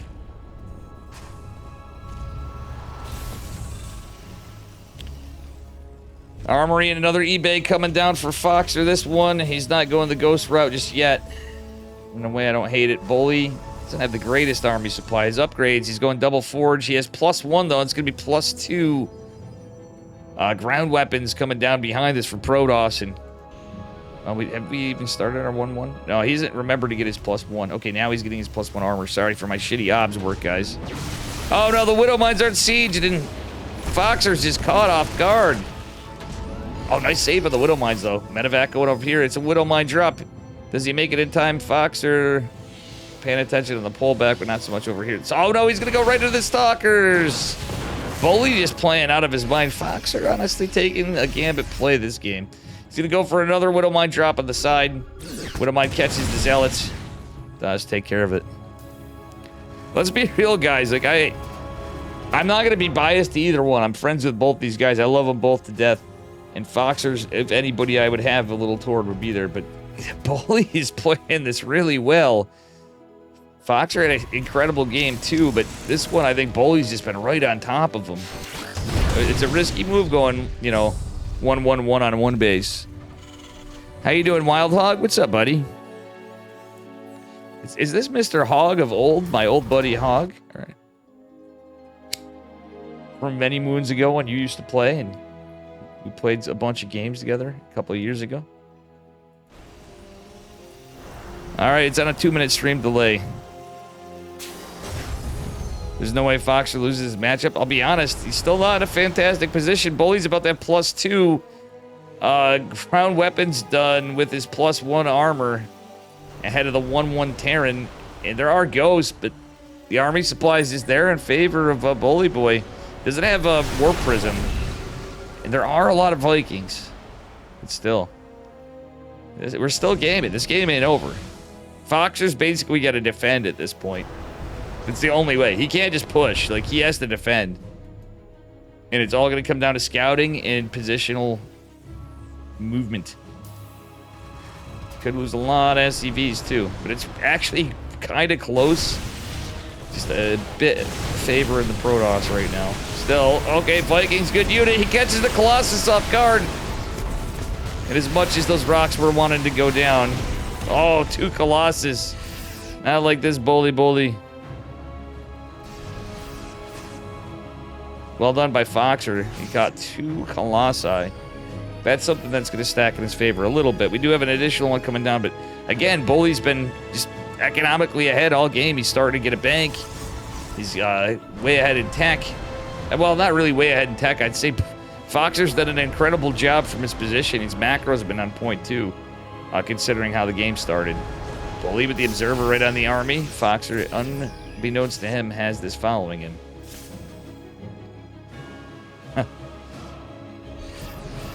All right. Yeah, Bully even gets Observer speed fast. I love that out of Bully. It's something I usually do against Zerg myself or Protoss, but Bully, even Zerg, but Bully does it against Terran, and that's so interesting. I think it's smart, honest. Oh, Nova catches a ghost or a marauder. I couldn't tell what the hell it was. Could have just been a Marine. I think it looked like a marauder, but for some reason I thought it was a ghost. Viking's not too useful right now. Oh, the Nova's huge. Bully just decimated a ton of the army. The Vikings are kind of useless paperweights here, unfortunately, for Foxer. He could try to do it. Well, not right now. Yeah, Bully's just going to push it. I really don't hate this push from Bully. This is obviously going to be a planetary. I think Bully's well aware of that. Bully's just going to send it right now. He doesn't really have much for AoE other than 2 disruptors. Okay, 2, a little better, but still he's just hedging on the disruptors for that. But he kills the orbital command center like it's nothing. Gets the Ghost Academy, gets Shrek. Fusion core on the way for Foxer, and it's looking rougher and rougher for our Terran man here. Bully arcing up a bunch of static defense on the 5th base. As he goes into, well, we got +3 coming for Foxer for weapons, but his armor's going to be a little behind because it was a 1 eBay opener. Well, the boy's not quite at this point. Losing that 3rd base is rough. He's rebuilding it on location. It's about as good as he can do. He's just trying to pump stuff up, getting another CC. See the production, actually. He is on 8 racks.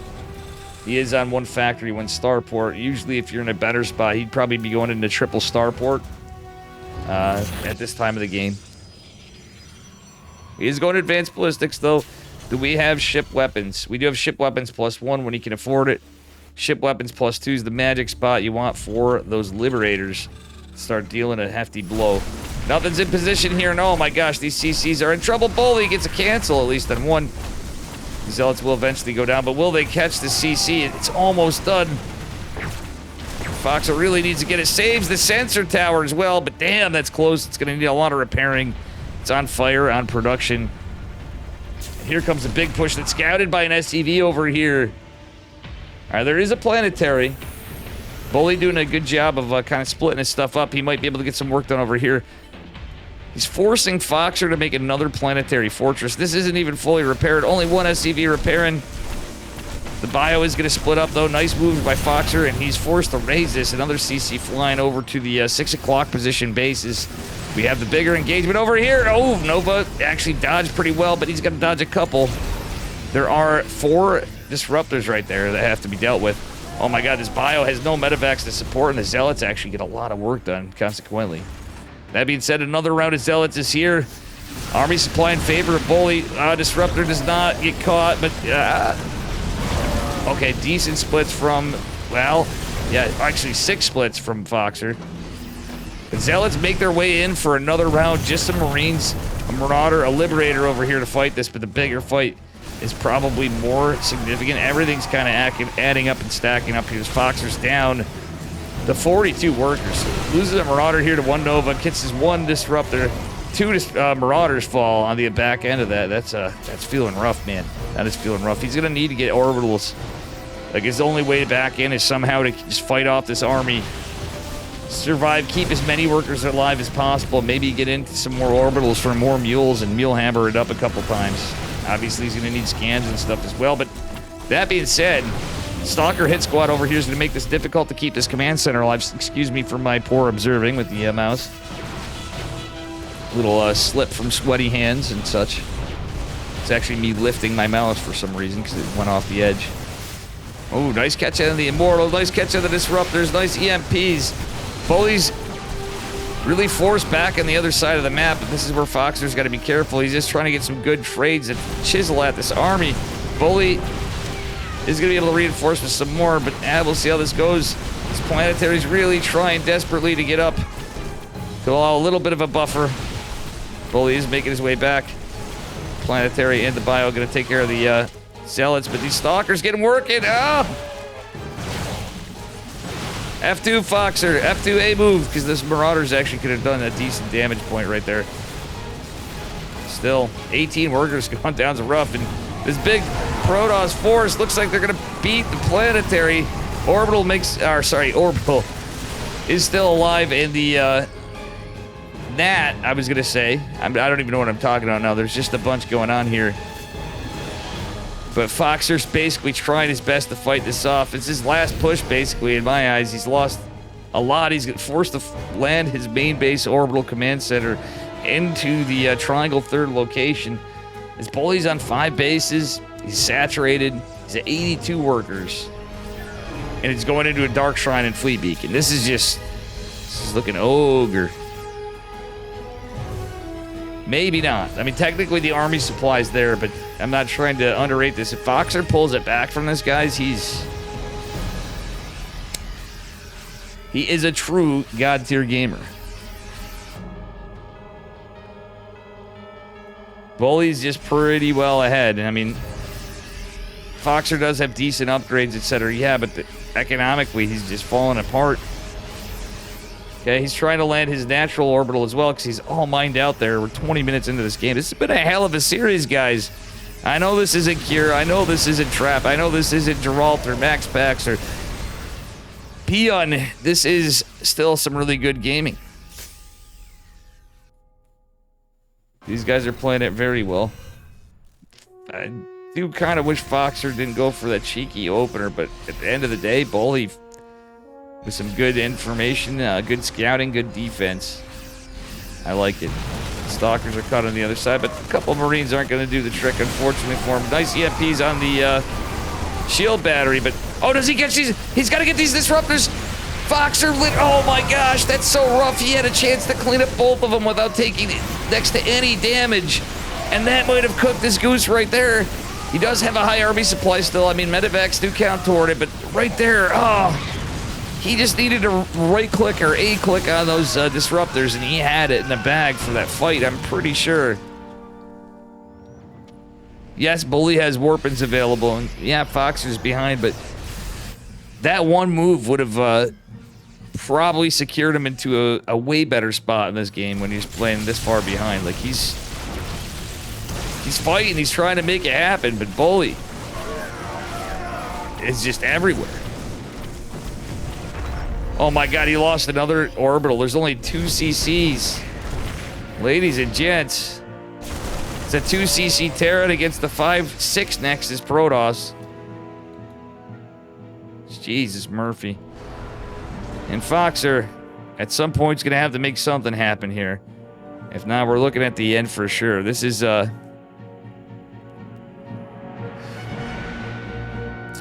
Disruptor's out. I think Foxer just realized that was it. I believe he realized that was it. GG, well played. Good luck, he says. And Bully is going to take it. And honestly, some pretty incredible play. Very well done by Bully.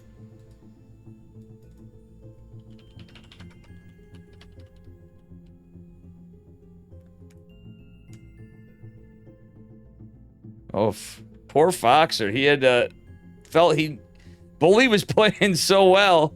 I think he felt like, man, I better pull something out here pretty crazy in game 3. He did, and Bully even held that. Very well done.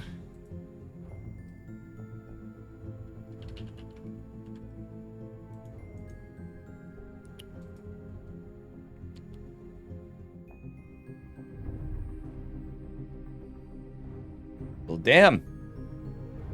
Clumpy Eggnog, I see your message there. You know, you're just getting back in the game. You're like, you get cheesed every game. Welcome to NA StarCraft in its current form at any level, even if you're brand new going on there. Holy smokes. So what do we got from here? Somebody's going on to fight Max Pax, Azura versus Luciano, Nicarac versus Maples going on, Cure versus Shameless. That's what I see in the brackets. Trap versus Gumi Ho. Bully's going on to fight Geralt. Guys, I know we have so many other things, but I gotta go on this one. We gotta go with, I would stay with Fox or Bully. I was thinking before. We got an American. We're gonna stay on this side as much as it's sick to see all these players. Yeah, you see my point right there too.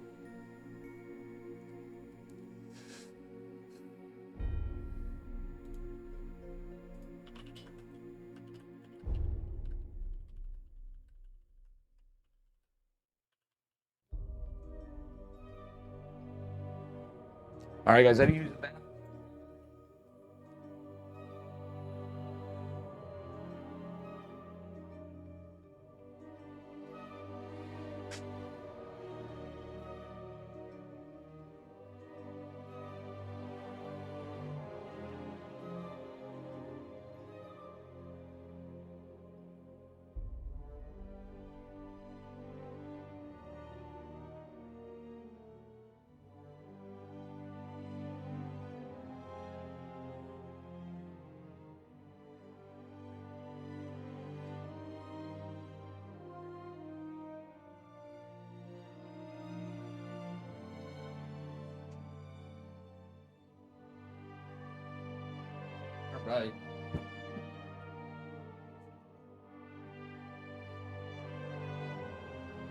Holy shit, GG, man. Sad sack, we heard you took a game.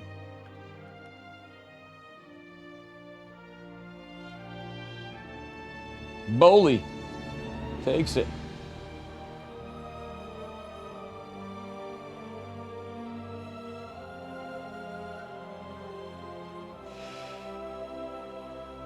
Unless somebody else goes here.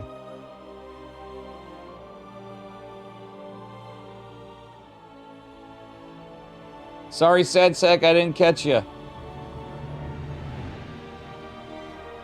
We had so many berserkers here today, but yeah. Wait, he took a map off Geralt?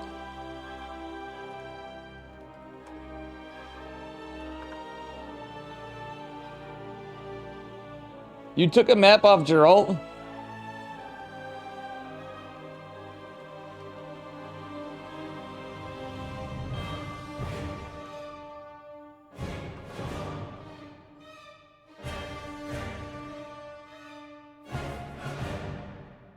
Okay, Nightmare 2-1 Patty Mac.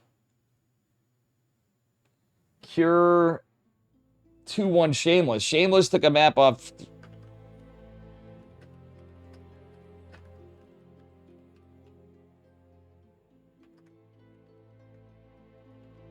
Sergeant says that's a ghost. The goat, dude. He fucking...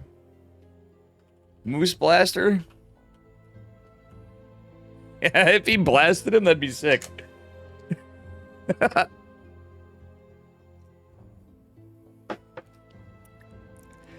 Either way, however he beat him, that's fucking great. No, I'm not knocking you, Kaido. You did. That's cool. You had some games on him, but I'm just saying, like, Sad Sack taking a game off Geralt's crazy, man.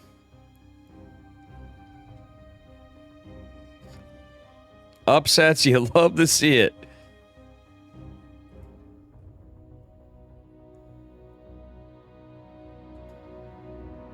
Yeah, they definitely had some big mistakes on their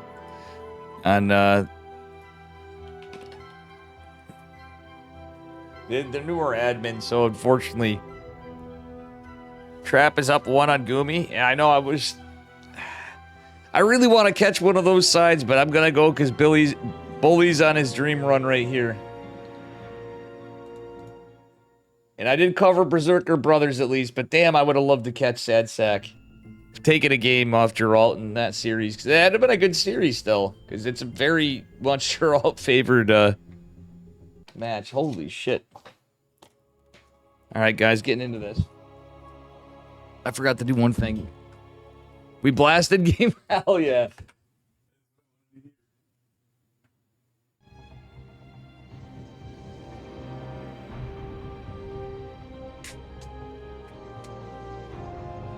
Alright guys, it is the trouble of Mondays. We're in on the Mondays. Here we are, getting into game. Oh, getting into game number 1. Yes, I would, Yeti, I hear you in chat. I usually like different matchups. If I have a chance not to do a mirror matchup at times, I could, but I usually always end up in TBTs, it seems like. In this case, we have a PvP. I'm doing this for a few reasons. We got my buddy, Bolmiola, in the bottom right-hand corner in the yellow. And he's playing against my other buddy, former teammate, from Psystorm Gaming. Give it up for Geralt. And Geralt is a little good at this matchup, I'm gonna say. ESL gonna sort their stuff out after Sad Sack soaring on Geralt. Ha. I mean, it happens. Holden, what's up, buddy? Doing good. If you see here, Bully took out our boy Foxer as well, our buddy Bully. And our boy Sad Sack took a game off Geralt. Hello, Anders as well. Guys, we're on a 2-minute stream delay. We're just getting into this. It's the last EPT Open Cup, possibly. And I'm not covering some of the sides. I know many of you want to, but in my eyes, we're covering Americans. Until we can't. Bully may be the last running American. I actually want to see that. I don't know if they've updated this fully, but I saw some of the stuff. In fact, I believe Bully is the last American in the Americas. I could be mistaken, but I'm pretty confident in that statement at this point in time. Yeah, that's crazy. And now Bully's got to try to take... Can Bully make some magic happen here? I'm not rooting against anybody, like I said, with Foxer and stuff. I always rooting for... We always got to root for the underdog when they're good friends, even if it's battle with them, because it's like a... It's crazy. Sad Sack is cracked.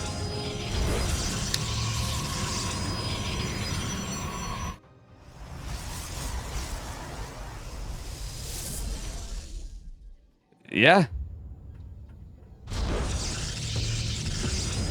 Foxer was our last berserker in here, too. Sad Sack.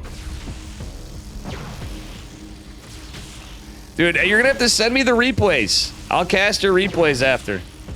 For sure, I'll cast your replays after. Alright, ladies and gentlemen. Here it is. Possibly the last EPT Open Cup Americas. It's funny.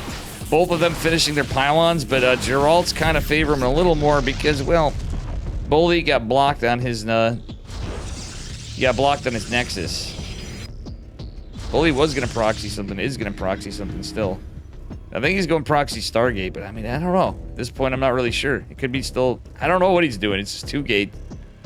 But he's so late on his Nexus. I think this one's not going super fantastic. It's a scouter pylon / reinforcements. He can build a depths out of it. But he's got no tech. Geralt going for Robo because it's safer. Maybe he's expecting DTs.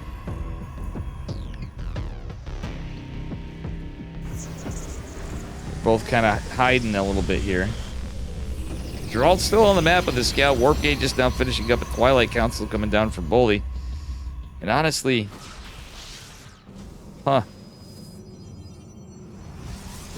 3 sentries too, so it's only, this is only 6 stalkers, 3 stalkers, 3 sentries, and a shield battery with Big Daddy Immortal on the way. Battery overcharge available. I don't know. Bully needs to reposition the stalker in the front. It's making me nervous. He's definitely not off to the greatest start. Elephant Man, how you doing as well? If I didn't say it. Jornada, how you doing? Face, how you doing? Guys, if you're new here, smash that heckin' follow button. We got plenty more StarCraft to go. Oof. Yeah, this is not the most ideal start for Bully, unfortunately. Couple stalkers caught in the force field. Oh my gosh, several stalkers. Yeah, they aren't even trying to fight. Disintegration. That's like the majority of Bully's army, unfortunately. He's going Blink and Dark Shrine. He's hoping to get some work done with DTs. Do we have an observer now? We'll probably get one knowing Geralt. He's going to send it. Geralt's just going to send it, and I don't hate that from his perspective. Probe over here, scouting the position there. But no, it's all just coming up this way, up the ramp. Shield battery not even done. Dark Shrine halfway done. Bully, I don't know how he's going to do it. He lost his entire army, but it was just 2 stalkers that survived, guys.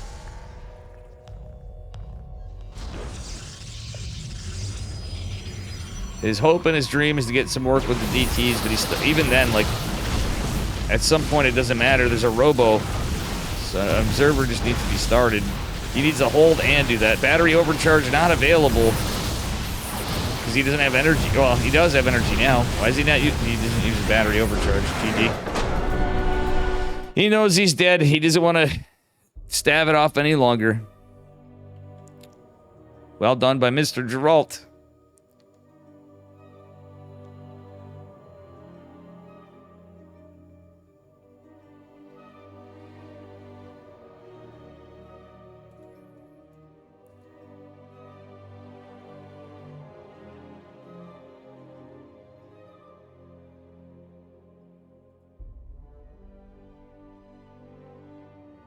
All right.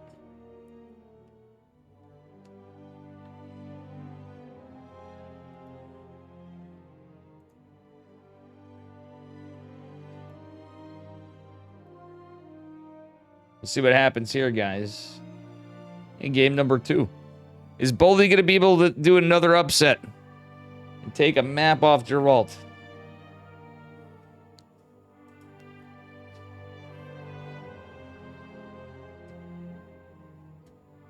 And also, I'm well aware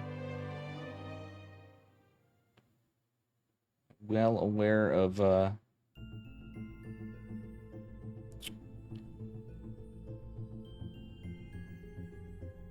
what we got going on. Been watching all day and between sleeps, but it's been quiet.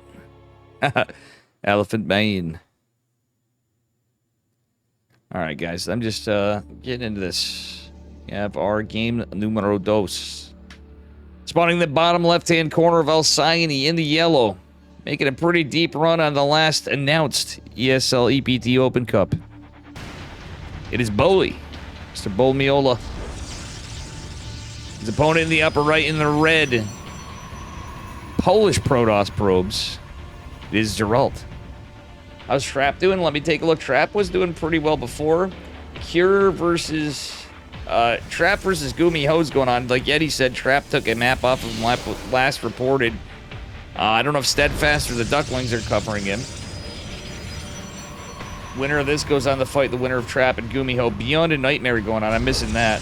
Max Pax versus the winner of Luciano area, and Cure versus Nicarak going on.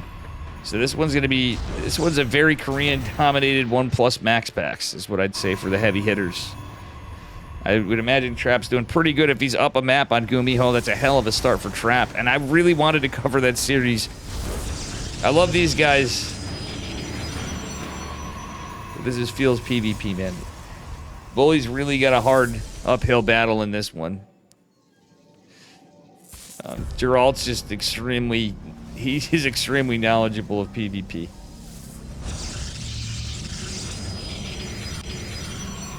Alright. Robe's chasing it down. We'll see what happens. Pylon going down as well. Meow, meow, meow, meow, meow. Probe dance. Trap 2-0'd him? Yeti, you saw that before they even reported the score, because I refreshed it. Damn, Trap beat Gumiho. And I missed that one. Let's go Trap. Sorry, Gumiho, I love you, but... That's fucking sick to see. Trap's coming back. We still have StarCraft. We don't know what's going on with EPT, and I suspect we're gonna have... We are definitely gonna have something.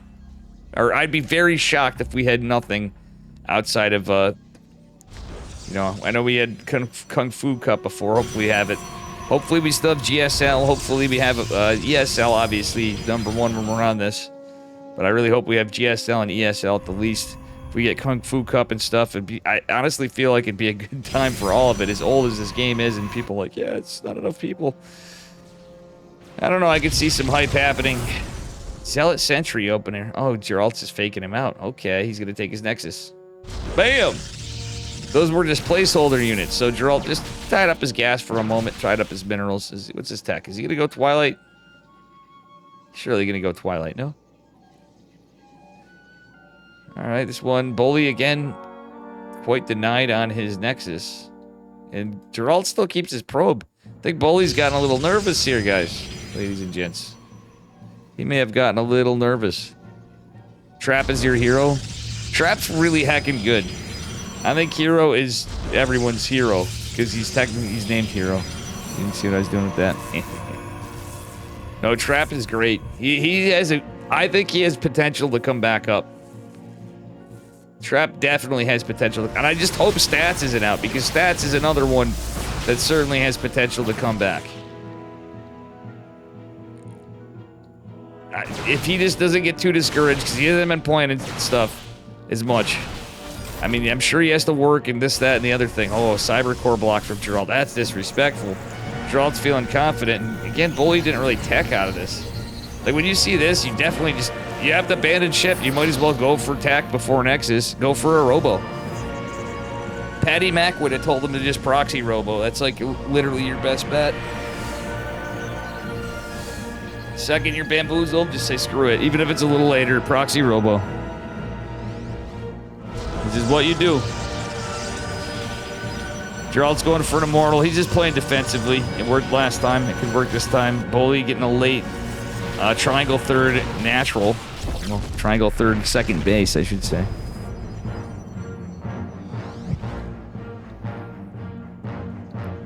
All right. We'll see what happens. Gate coming down. Big Daddy Immortal coming here. All right, let's see. Forcefield's not really helping Gerald out too much. It's a lot of stalkers. Bully being a little more careful than the previous game. He's going into charge. Actually, I don't hate it. It could be... If Bully can find his footing, this could catch... this could certainly catch Geralt off guard. Bully going full NA. He's only got 2 gates, though, right now. Like, did he add another one? Yeah, he just has 2 gates. He's losing his stalker, though. Shield battery overcharge still available, and there are 2 immortals now. This is just terrifying. Charge is a ways away, and there's not really any gates. There's no proxy. I think Bully missed his opportunity to attack earlier. Even if he was doing this. He could have dropped the Twilight Council. By the time he got that Nexus, he could have. He very well could have. Warp Prism coming from Geralt going into a Twilight. He's going charge as well. Geralt's just like, nah, we're going to send it the fastest way possible. He knows he's the favorite player. And 2 Immortals are goddamn terrifying, but not so much when you start getting Zealots out with charge.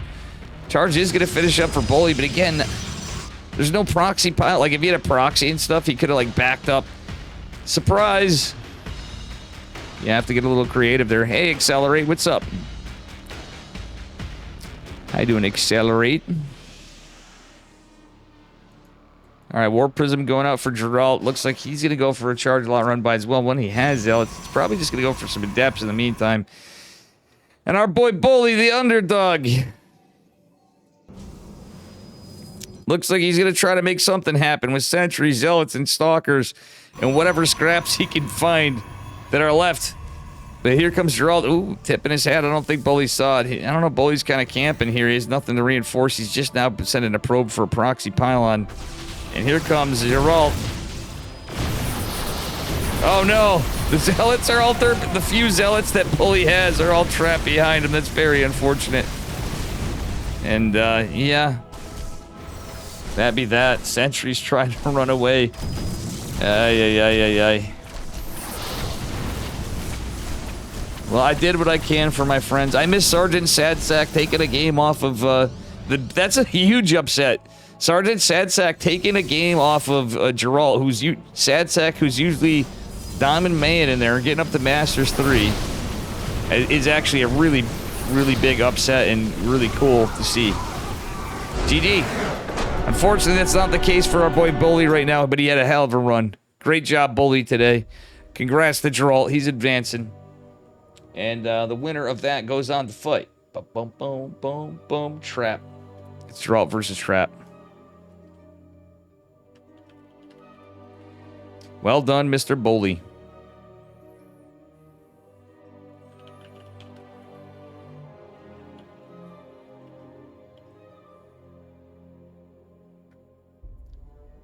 There we go.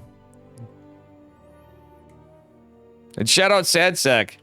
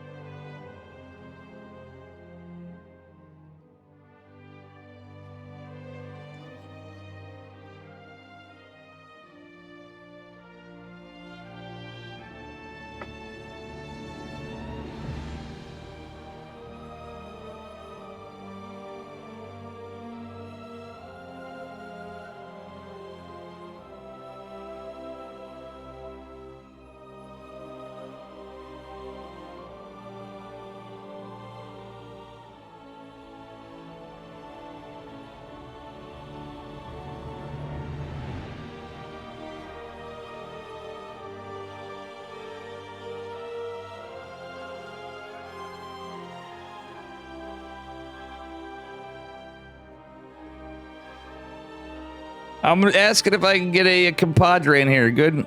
Who's the favorite? It was, well, Geralt is. Bully is an NA 5K player. Geralt's in the 6Ks. He's an EU Polish Protoss from Psystorm Gaming. Bully's kind of like semi-pro from America. He had a good run. And he beat... I'm asking Yeti if he wants to join with no pressure. Because it's the last one and he is...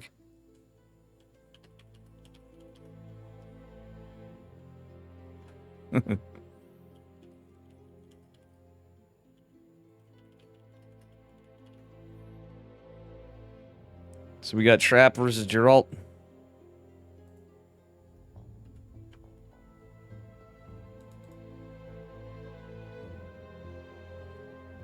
I'm going on this side less covered. We always end up into weird stranger stuff, but maybe this is the...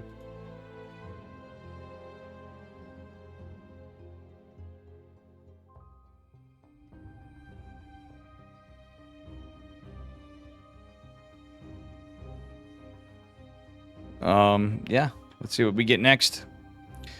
In our next series, we know what we're covering, but unless something else happens. Okir versus Nicarak. So we do have another option. I would like to change sides a bit, but it would be kind of cool to see where Trap ends up directly.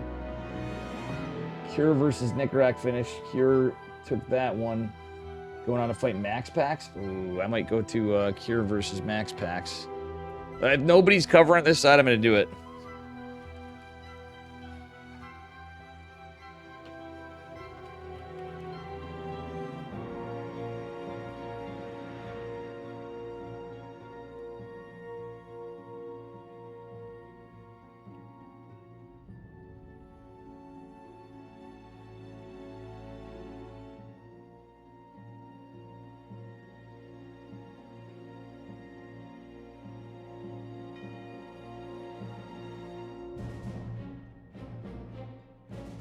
Damn, my buddy Azura from Bing Bong Exports has been fighting Luciano for probably an hour at least. Over an hour in a best of 3. They just finished up right now. Crazy games tonight. I can just tell, I know everybody else has got something big. Hey, who wants to have some fun? Bully, thank you for the raid. Sick games, man. I just shouted you out before, but make sure you guys follow Bully. I got a little going on way there. Proto, so sane what are you doing away? Bully says hi, he had to run. Narmak one just Thank you for the raid, Proto. Thank you for the 5 gifted subs. I got rid of all the sub goals temporarily. Or am I so for no reason, sane that you just blew your mind? We are running a little low, so I do appreciate it on the sub-renos compared to normal. Yeah, absolutely, Bully. That your run, I said screw it. With all the good players, it's tough, but Bully's my boy. Your mind? That was a big win over Foxer. Just subscribed. Well played by him, too. You were on fire, man. Am I? Or am I what up, Young All-Star? What up, Proto again, the legend? Mind? Proto is always the Splinter SC just subscribed. Sick run for the last EPT that we know announced. We don't know what's to come. There could be more here. As you guys know, many of you, I'm on a 2-minute delay. Subscribed.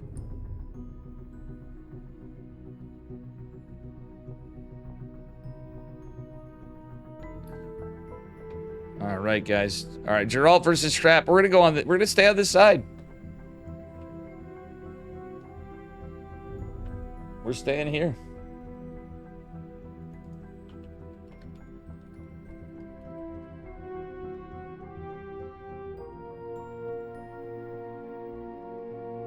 And saying that we could live in a world where there's no coverage of Cure versus Max Pax, I will do it. I will definitely love to.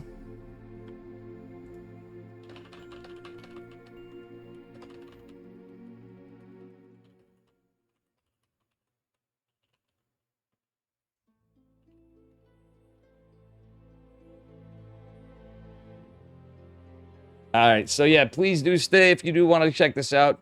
I think this could be good. Trap's been on fire. He literally 2-0'd Gumi Ho just before.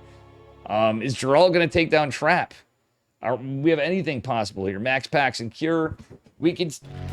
I know everybody's on the Max Pax train for statistically, but I think anything is possible here. And with that said, we're in the game, but I'm going to do a prediction. Who wins? It's going to be Geralt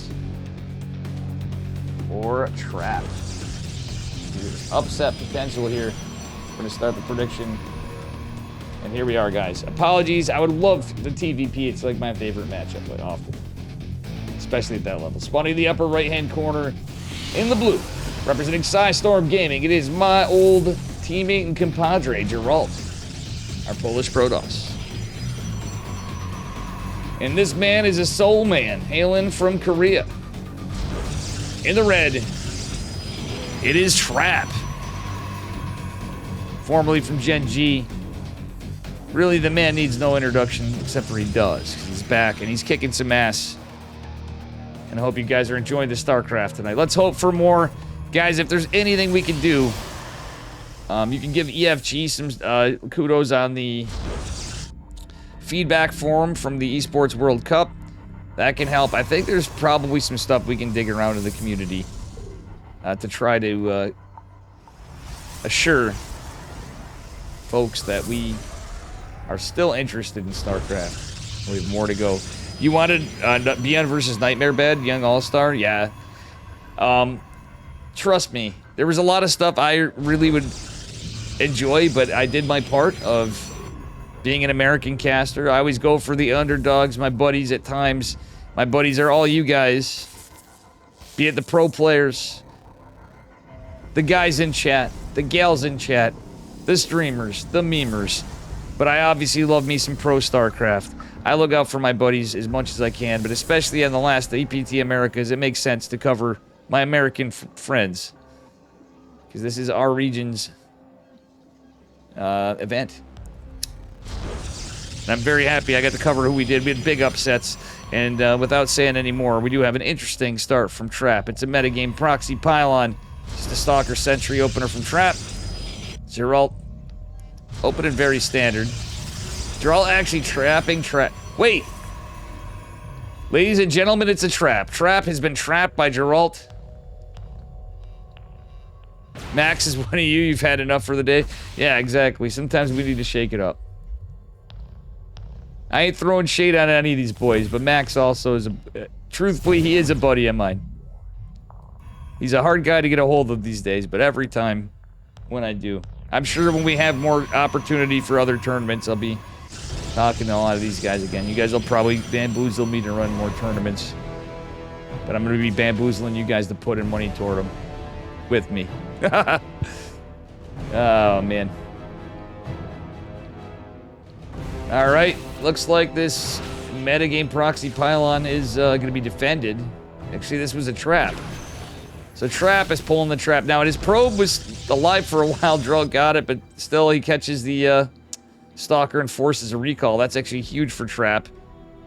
He's living up to his name, guys. I'm a little off guard, so bear with me. Sorry, Bully, too. Yeah, guys, this was the big news. I was talking and addressing everything, but yes. Our boy Sergeant Sadsack Bully did take a game off of Geralt. He Moose Blasted him. He Warlock build him, as I call it. Because the Warlock build predates the Moose Blaster. But either way, I know that's how you guys know it from my bros from the Mr. Sadsack stream and Berserker. Yeah, it is actually awesome to see that result. Oh, man. Alright, Trap's being careful. The micro's actually really sick out of him. Geralt's still doing a good job defending, but man, he did trade out a few units he didn't want to. 3 Stalkers and a Sentry for 1 Stalker and a Sentry. Obviously favors Trap. That being said, we have a gate going down here. Geralt with just 3 units. Trap's got more, sending 2 Adepts out as well. Ooh, Geralt is dropping them gates, dudes. He's going 5 gates. Geralt's literally going 5 gate. Interesting. Trap going in for a Robo as well. Blink gonna be a little later for him. He's gonna try to get something done with the Adepts hiding them, maybe waiting for Geralt to push out.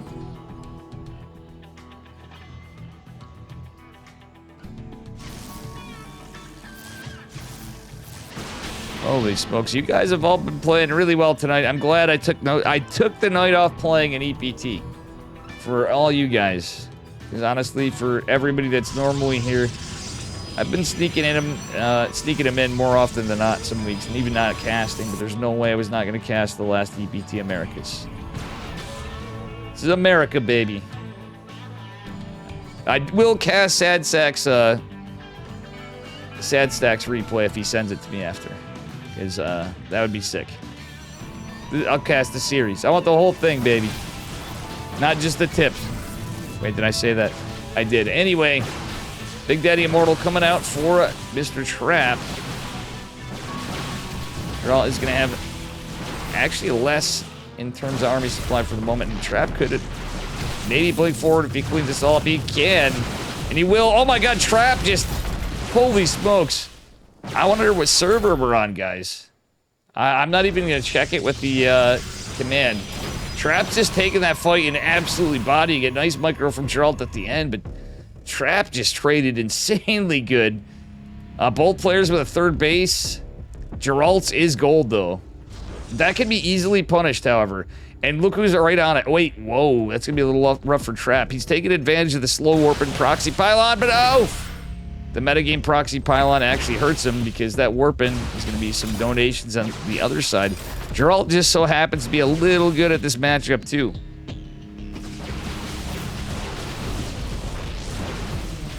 Yep.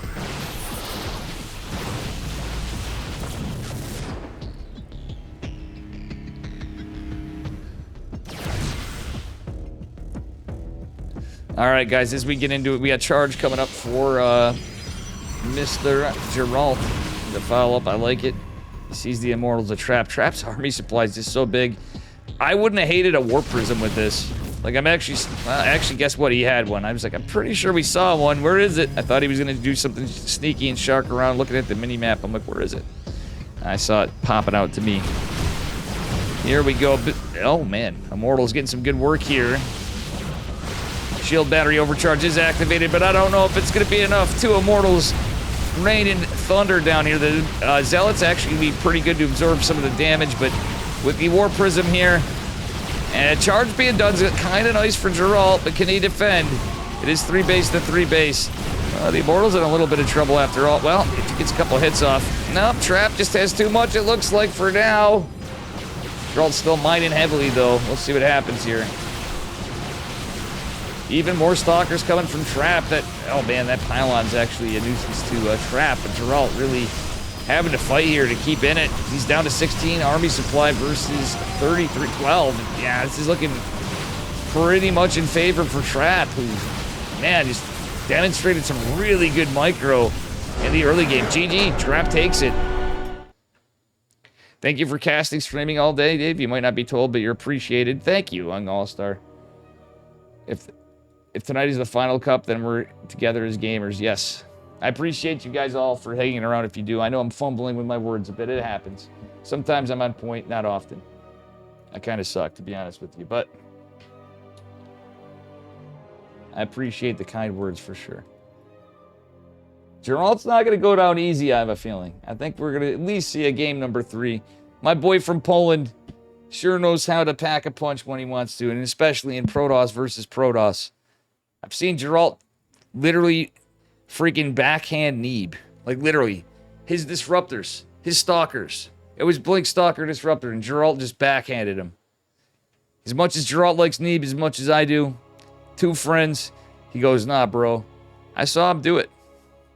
It's that thing. He actually beat Neeb in one of my tournaments a couple of years ago. Slightly good video gamer, Geralt? True.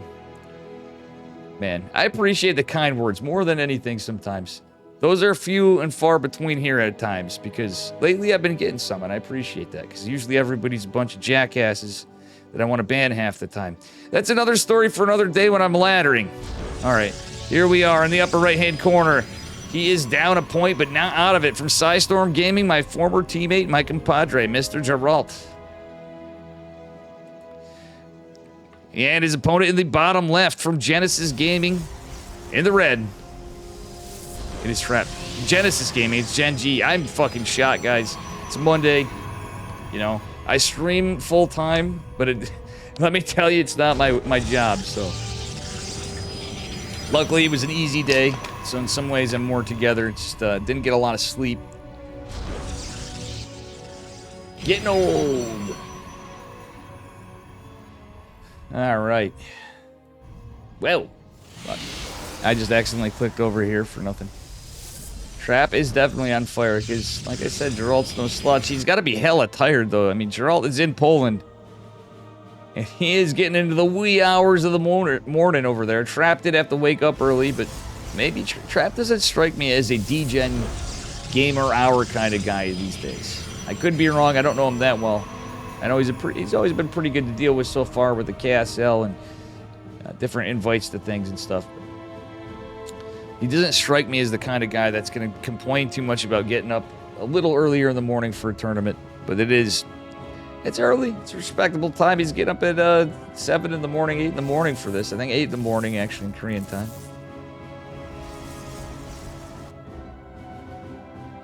It's not too bad for gamers to be doing this well, but Geralt is on the other end of the spectrum. I'm just trying not to math and stream, but I believe it's like, what, 3:30 in the morning for Geralt? It's got to be, right?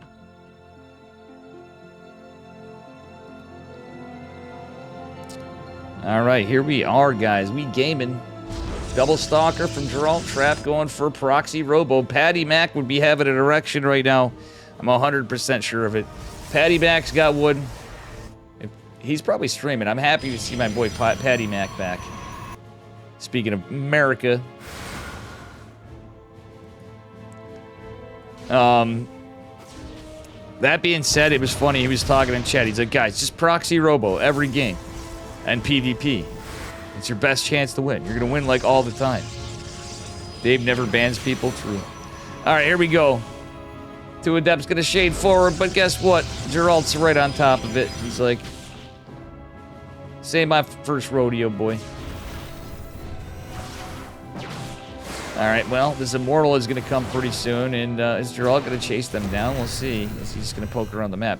He has no idea. This is right in front of him, and because of the vision blind, oof. The gas is hiding it. Big Daddy Immortal's right here, and Trap is going full send. With 3-gate robo, no proxy gate.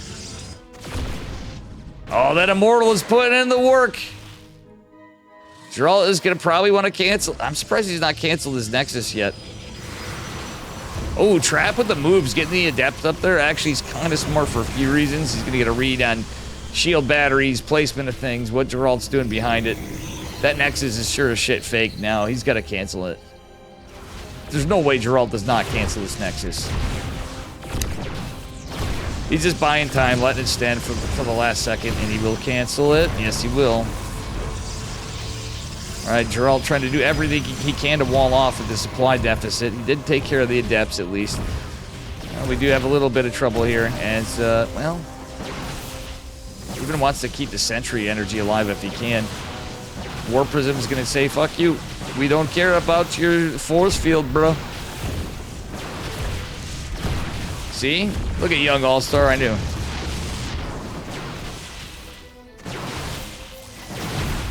Holy, oh my good lord.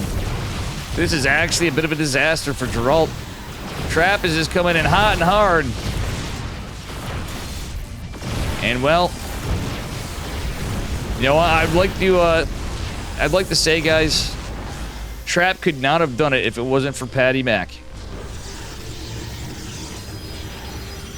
If he was randomly around, I hope he hears about it if not. I think Geralt's trying to cling on here. I'm sorry for being anticlimactic here. But this looks to me like, unfortunately for brother Geralt, who I was hoping would take a game off of him at least. I was hoping we get a whole series regardless of the outcome.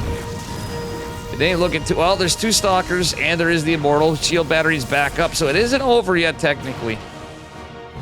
And the War Prism's in a lot of trouble, man. Trap, if he loses that, that's a rough. Phoenix from Trap. Interesting. He's gone into Phoenix's. Geralt does have... Whoa. Oh, that stupid pylon was a tell. Honestly, gold base is nice and all, but I'd rather have seen him just taking a ninja base somewhere else if he was going to go that route. But the Phoenix is going to be a problem for Geralt's War Prism. And the thing is, there's 2 Immortals. Oh my gosh. Geralt's even moved out of the map. I don't hate the sentry, but the stock. Oh, denied. Denial isn't just a river, it is that robotics facility as well. Yeah, get to sleep, Sad Sack, for sure. Thank you for sending them. I will definitely give you a cast when I'm done. I'll lose the delay and everything else. If not, I'll do it tonight. If I'm feeling too tired for whatever reason, I promise I will do them tomorrow. I would like to do them tonight. All right, Immortals. Get some good work in here. Let's see what happens.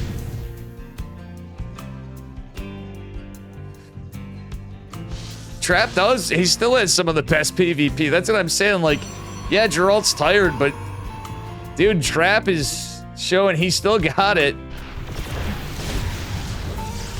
Oh my god, the Robo-Bait from Geralt. Ah, why is Trap not attacking it? He could have forced the cancel or actually gotten a kill on a Robo-Bait. And honestly, this is a build order counter because there's Phoenixes hidden behind this all. So even if Geralt takes this down, guys, he's going to be going Disruptors against literally Phoenixes. Talk about an unlucky build order counter. Oh my gosh, we have Observer Sentry Battle. What the fuck are we witnessing here? I apologize, guys. I'm going to pay more attention to the game. I'm dicking around. I'm kind of like whatever, but there's some little nuances to things here that are just too funny. The two Immortals are here. There's no sentries to greet them, but the Phoenixes are going to make their way in, and that's going to spell trouble for Geralt.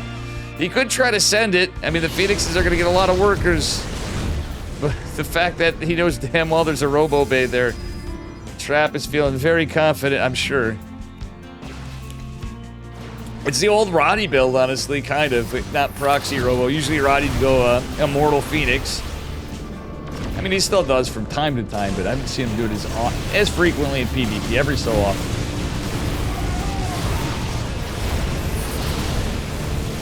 Yeah, you got the pie emote, Frodo. Base pie. Oh my god, 10 workers are falling. Ladies and gentlemen, that's it. GG is called the single G, but there's a G in Trap's name and a G in Geralt. Geralt only needs to write one G, and it's actually...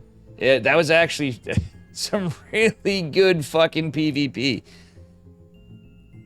Geralt had some good stuff, but it was like... that's just tilting. I don't know what was just tilting, but if it was anything I said bully, my apologies. Oh, dear Lord. My brain is fried, guys. It's the sleep thing.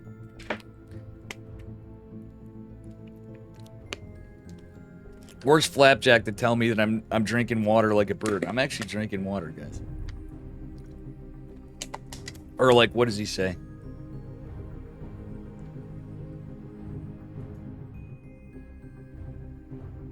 You would have BG'd out of the fuck out of that? You would have been it for you? Can't just disrespect like that, Troy. Oh, now I know why. And now I know exactly where you guys are coming from. The Observer...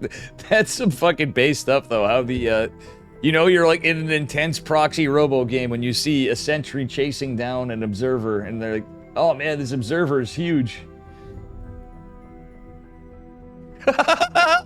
I'm just now catching up to you, Bully. I'm reading the chat. I can just picture Bully malding to this. Everybody in chat's like, they even has an inkling of the PvP matchup, but yeah. That game really is truthfully annoying that after to have... Poor Geralt had to deal with that after, he played well. Unfortunately, he does not walk away with a dollar reduce. What else do we got going on? If that's a ladder game, I'm 100% out there. True. All right. Trap versus Nightmare. Another PvP. This one's going to be a crazy one. Nightmare versus Trap.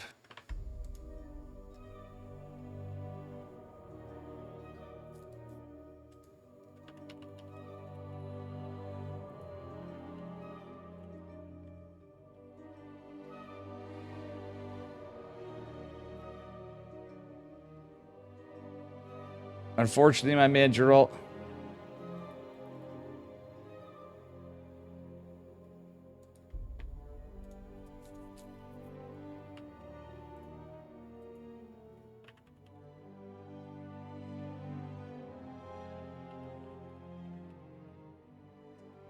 So we got some Korea to Korea.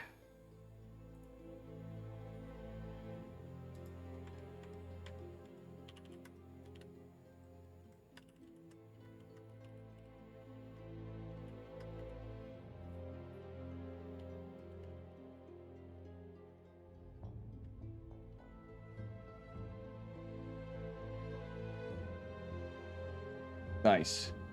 That's some high quality H2O.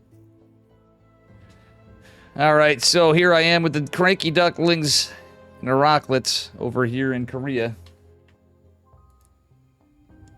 We got ourselves another banger, possibly another PvP, but this time it's Nightmare and Trap, and we are indeed. I'm happy I at least got to cover Geralt, by the way, but we are indeed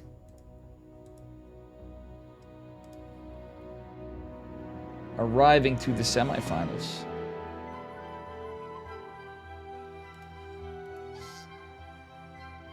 So, pretty good stuff.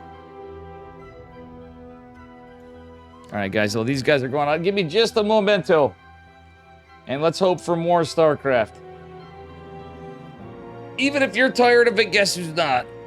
Me, I just, you know, I'm still here fighting the stream sniper every day. He said he'd be friends with me today, but let's see if I can hold him to his word. I think he saw a stream delay on, even though he literally saw a stream delay on. I'm like, bro, I'm going to cast anyway, I'm thinking. And maybe that's what I'll have to do every so often randomly in my streams when I'm laddering. I'm just going to snip on a 2-minute delay. And see what happens. And I'll turn it off. Just to fuck with him. Turn it on and off at random intervals. Alright guys, here we are. Into our first game. We're loading up. I hope to God Korea doesn't bone me like it did on Friday. I couldn't even cast. I'm just remembering now that I couldn't cast KSL. I had to co-cast with Chicken Man because the servers from here in New York. Alright, let's go here. We got a guy here in the upper left-hand corner. He's blue. Give it up for Nightmare from Blood is his team, I believe. And his opponent in the bottom right. He's red. He's back. He had all that military training, which some thought would weaken him, but as it turns out, he's even stronger. This man, you might say, has what we'd call a trap in store for Nightmare. It's trap. Yep. But as you guys know, I would never do anything to break the rules of ESL. I've been trying to watch the smoking and stuff, and you know, there's some unspoken rules, you know, from watching from Roddy and Steadfast and stuff, especially Roddy, because he's also a fan. I'm obviously opening a Coca-Cola or some other beverage like that over here. You know, we're big fans of big fans of Mountain Dew here, guys. All right, in honor of Sergeant Sadsack, I'm actually, well, it's too late. I'm gonna drink a Mountain Dew Baja Blast because that's the only Mountain Dew I've had in my house in a long time, like in years, for sure. Because Sadsack is a huge Diet and Mountain Dew fan, but great job again to Sadsack taking down a game off of Geralt. Sadsacks usually are on Masters 3 Diamond 1. He usually jokes Diamond Man in his streams there, so we're gonna have to shout out Sadsack after again. Bully with some sick results as well against my boy Foxer, and I love you both, even though I partially fund our boy Foxer. You know, I couldn't root against either one of you. Two Chads near and dear to my heart. But anyway, right here, we got Double Adept versus Stalker Sentry. And the beauty thing is about PvP now, since the Sentry change. Right, guys? One thing that's not talked about as much, I feel like, is the armor change to the Sentry versus the Adept. Like, previously, you could just absolutely just Shrek Sentries with Adepts, and it's not quite as bad anymore. Go Trapu, what up? Thriving should have played true. Thriving would have had to wake up hella early, though. We had a lot of Berserker people here. Speaking of Thriving, another Berserker. But yeah. Good showing. I'm glad to see who we had. Would have been cool to see Dolan playing tonight. Maples played. I didn't get to cover my boy Maples. Unfortunately, Triggers in Korea. I wonder if Astrea is still out in Korea. We didn't see a bunch of them. And what happened to Rainer? Didn't Rainer play tonight? I was hoping to catch some Rainer games, honestly. That'd be sick. Fortunately, maybe he had to dip. Or if he got eliminated, that's definitely unfortunate. There was a lot of players tonight, so I apologize. I'm forgetting their heaviest hitters because I had such a blast on the side of the bracket we took.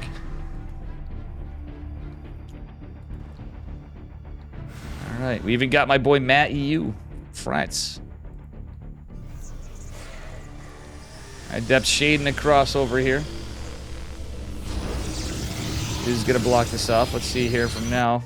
Oh, Trap catches the metagame proxy pylon. Both have their Nexus. Traps is... it's pretty identical. We got Adepts versus Adepts. Great defense by Trap. Nightmare with 4 Adepts, though. Ooh, this is not a fight you want to have usually. Guardian Shield. Dude, it's so weird with the Sentry now. That's what I'm talking about. If it was the past, it's a one-sided battle. Now Guardian Shield coming in. The bonus damage to shields from Sentry. Oh my god, that sucks for Trap. The shield battery's there. Nightmare's like, you know what, dude? I'm just gonna go move away. Trap's all the way awkwardly out on this side of the map. Bruh. Reese's Cups and Mountain Dew. That sounds like some shit I'd like when I was like fucking 10 years old, Yeti. That's Omega based. Guys, if I'm cutting down on the beverages, as I said, I know I need to, you'd be like, you're going to lose weight, Dave, you know. Well, I can eat a little junk here and there because I don't really... I have my reasons, I might actually have to try that one day when I'm like, alright, I need some fucking sugar in my life. That's gonna do it all and send me into diabetic coma, pre-diabetic coma or some shit. At almost 40 years old. Anyway, Sentries and Stalkers taking off all the shields. That's a beautiful catch for Nightmare. Nightmare trading more favorably there. Trap trying to take a third base of his own, and that's pretty early for PvP third base, guys. Adepts are scouted. Nightmare's just on top of his game. As good as Trap's been playing this, I feel like this game is possibly going to go to Nightmare if this momentum keeps up. Blink's about to be done for Mr. Trap, but we have Big Daddy Immortals out. The Adepts are shading a little late. He gets 4 workers. Trap now ahead in workers, and his Nexus... Oh, man, that's such a late Nexus. That's unfortunate for Trap. Adepts are not done, causing some pain for Mr. Trap. I thought I saw Rainer in the bracket.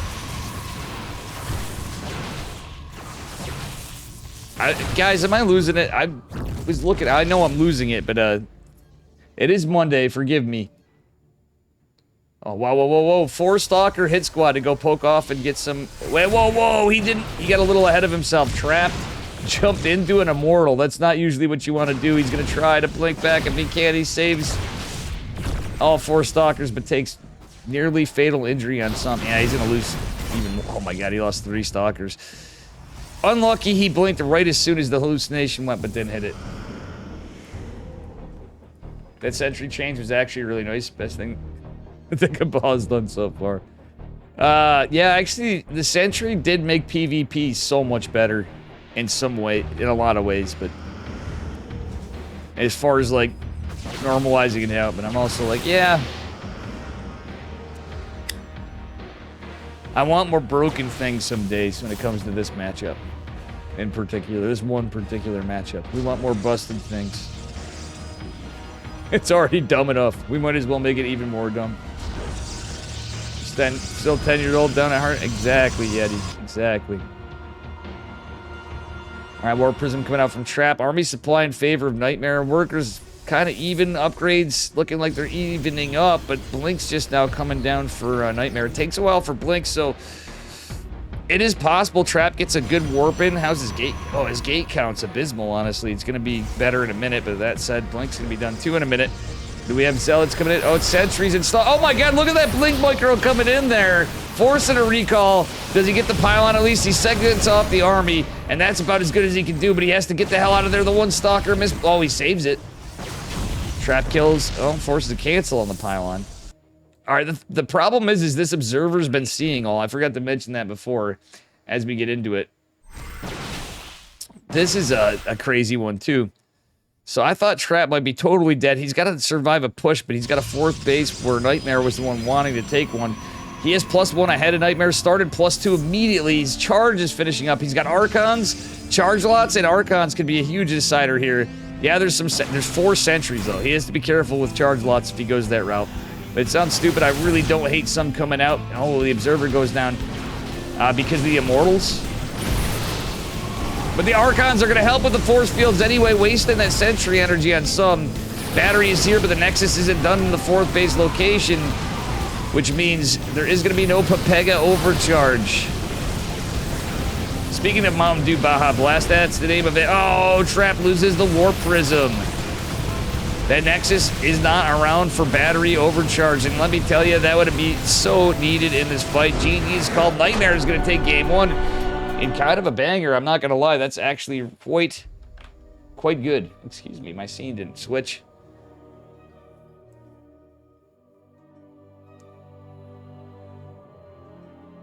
Oh, guys, I'm not losing it.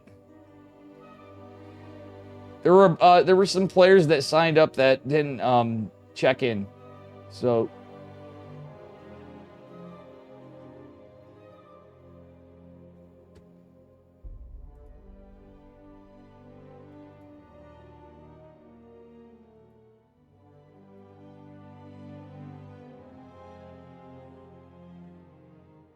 Oh man, I almost missed the lobby. Holy shit, I spaced out. I was looking over there at the bracket, and I was literally looking at like 5 different things on 3 monitors, cycling between stuff, and I almost missed the lobby. Thank God I did not. We are getting into game number 2.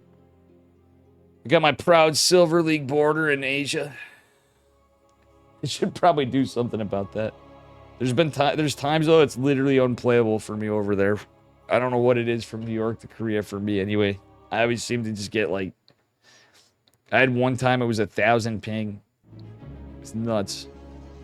It's 1 full second. All right, here we are in the upper right-hand corner. We're on Ghost River this time. Interesting, this one came up. And the blue Protoss probes. Give it up for Blood Gaming's Nightmare. And from Gen G, the red, he's trapped. Open to take it back. He's going to need 2 points to advance to the grand finals against the winner of Cure and Max Pax.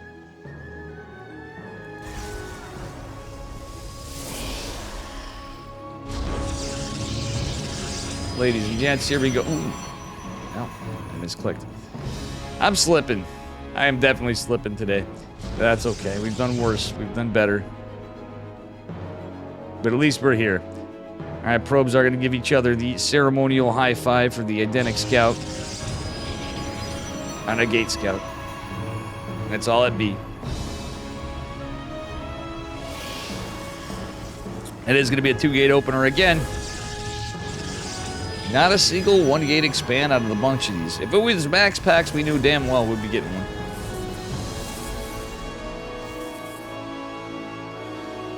But this is wild. A lot of possibilities tonight. I will say I got a lot of faith in my boy Maximus Paximus. He did just win the EU. He wants to win them both, and he goes, there's no Clem tonight. So, you know something? I think I got a good shot to take another title under my belt. And another $200. I have a feeling Kira's going to have something else to say about it, and it's probably going to be a banger series as well. That said, between both these guys, you know damn well Trap is not going to go down without fighting hard. Nightmare's hella good these days. It's showing. If he's playing that well against Trap, you can see how much this guy's improved. Like, Nightmare's improved so much, it's ridiculous. It is truly ridiculous. Alright, it is going to be Stargate from Trap. So he's going for an Oracle opener.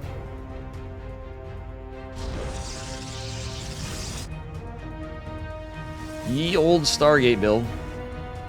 Trap's going to keep the pylon there. Sees the 2 Adepts. Is he going to cancel the pylon? Come on, Trap, cancel. He's going to wait for the last second. He has his 2 Adepts as well. Alright, so that's fine. Probe making its way back. Cancel. Ooh, excuse me. Cancel the pylon. It's a double sentry follow up to it. The 2 Adepts are going to finish, and ooh, they don't. Probe's going to force him to chase back. He's going to see the 2 sentry. Oh, yeah, that's a tail and a half right there.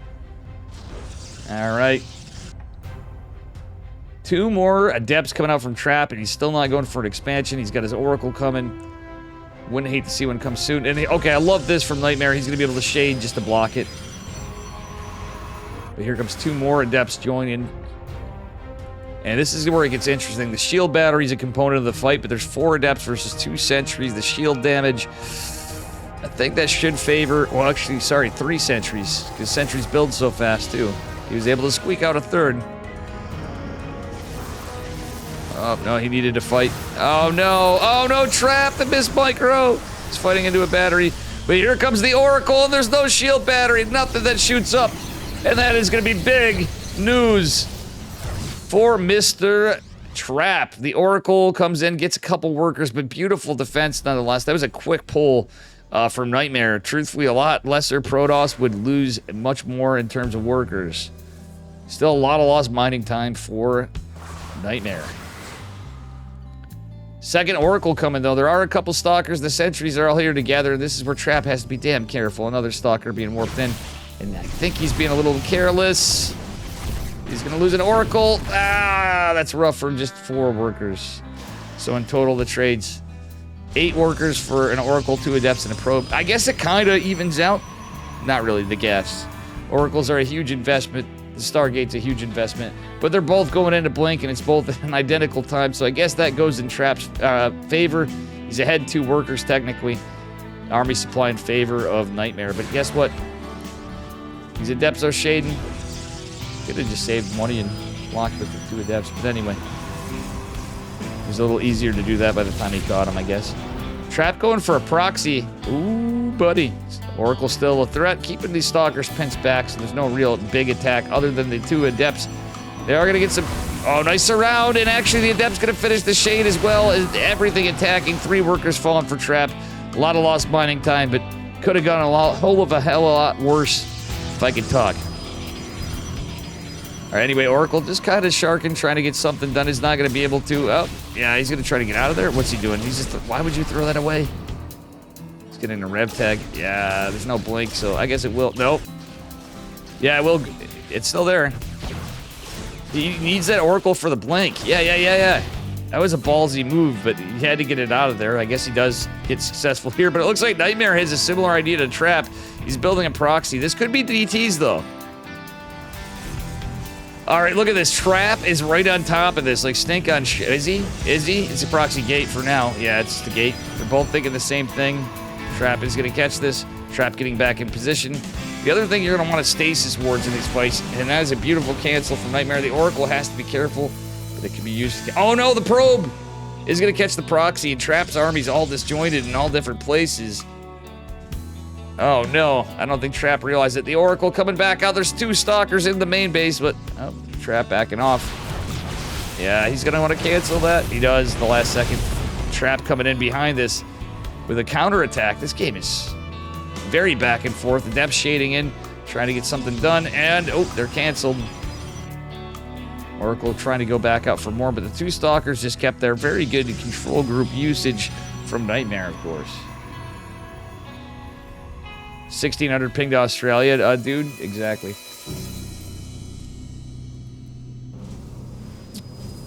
All right, ladies and gentlemen. Here we are. Dark Shrine coming down. For Mr. Trap. All right, a big group of Stalkers and Sentries out for Nightmare. Trap's a little on his back foot in that regard, but he is going for DTs. He's going to have his robotics facility faster. Going for an observer first. Denying these hallucinations now becomes a huge part. Ooh, good scout from Nightmare. He sees the 2 Adepts trying to get something done. And, well, a couple of units going to be kept back for defense. But still, nonetheless, it's more about denying the Dark Shrine. It's going to finish up here. Defensive DTs can be used. Oh, the hallucinated probes. The hallucinated probes. Oh, he's going to see some... Oh, the stasis catches one of the Stalkers at least. That's actually kind of big. It helps. A little defensive DTs would be decent. He's warping them in somewhere, but I think they're on... Wait, where are they? Is he just going to send them out on the... Yeah, he's going to go send them on the other side of the map. An Immortal coming in from Nightmare, but Trap. Yeah, Trap should just send him in the fight. He's going to have to. I don't know why he's doing this. There's an Observer being made on the other side of the map. Battery overcharge not being used for the Nexus. Trap, what are we doing? He was keeping his arm. Well, I guess the numbers game is rough. He could have used the DTs right there. That's what I'm saying. Sometimes you're better off just using them to defend. Oh no, that Nexus! Oh, beautiful cancel. Jesus, Trap. Okay, DTs and 3 bases are sure as shit gonna get some worker damage done. 10 falling, 11, 12, 13, 14, 15, 16, 17, 18, 19, 20. The third base going down, and it cancels a lot of damage. But at the end of the day, Trap trades more efficiently. The bigger, scarier thing in my eyes is the army supply. Nightmare's just got way more stalkers. Trap has an immortal, but sure, and he's gonna have charge faster. He doesn't have upgrades. He's going for a 4th base. He's playing really greedy. And, well, Nightmare does have the 3 bases. It's a little more efficient mining. He doesn't have the worker count. This is getting a little weird. It's getting a little dicey. I'm hoping Trap takes this, to be honest, guys. I'm hoping we get a game 3 at the very least. Dark Templar in the mix, too, which I don't think it's going to get anything done with this Observer here. Oh, no. Oh, so smart from... Look at that micro from... Oh, that was so big from freaking Nightmare. What a beautiful move. He literally splits the Observer for the army. He's like, no, he's going to try to sneak a Dark Templar over by me. Not on his watch. He was right on top of it. The man was ready to pounce on it. And, okay. We are getting into +1 for Mr. Trap. But guess what? It's a +1 advantage already for Nightmare. This could be rough. This is why we call him Nightmare, guys. Observers here is going to see the stasis wards, too.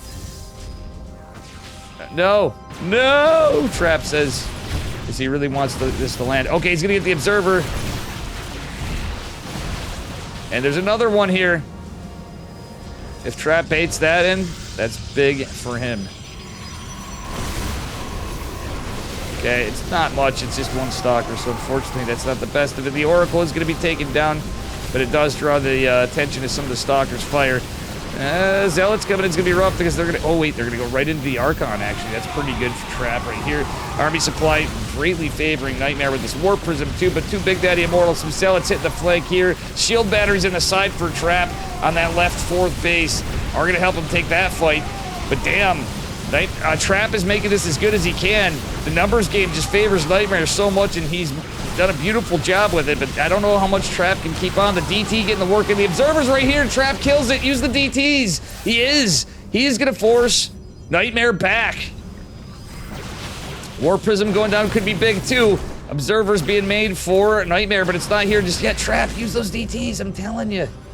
They don't do a lot of damage, but they stack up if he gets a couple of them out. But guess what? There's another Observer. Doesn't get caught.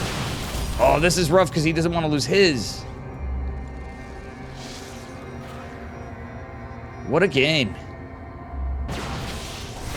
Now it's looking too dicey. It's 29 to 74 supply. And man, what a PvP. Boys are pulled to the 4th. I think I'd say we got a little greedy. PvP's a rough one, but Nightmare is going to secure the 2-0. And he is going to advance to the finals. Man. In Nightmare, let me just show you something. Nightmare's 8 p.m. that game. You ready for this? As good as Trap was through all this stuff, Nightmare had a whopping 488 APM. Over Trap's 324. That's just insane for Protoss. Like, for the race, that's like, my God, Nightmare was absolutely cooking. Still very good games. Good run for Trap. Congrats to Nightmare, who's advancing to the grand finals. We'll see what we have next. Did I do a prediction on this one? Let me see who's playing what.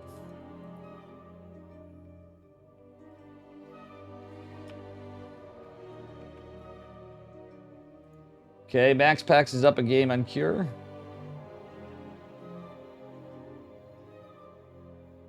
we going to see Maximus Paximus, or are we going to see a Korean PVT finals? Oof.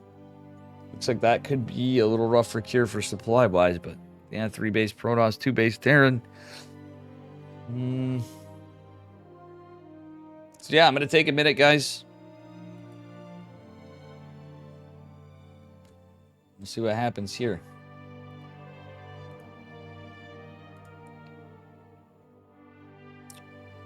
We'll see what happens here. Give me just a few. Bear with me. I forgot to change my ads. I apologize. Thank you for sticking around with this. Typically, I've been trying to do that naturally in the last one I have them running. I know I run a lot of them. So. All right, guys, give me just a few. We're waiting to see the outcome of Max Packs versus Cure.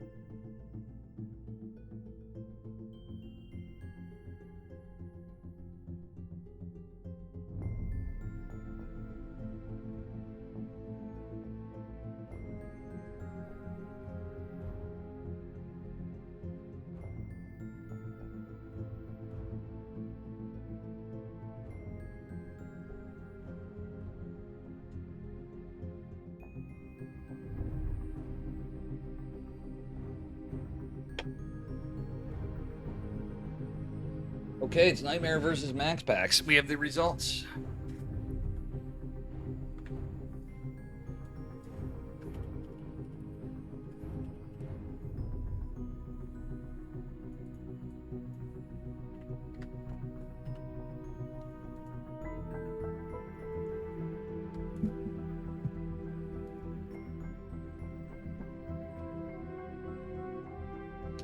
Yeah, that was insane.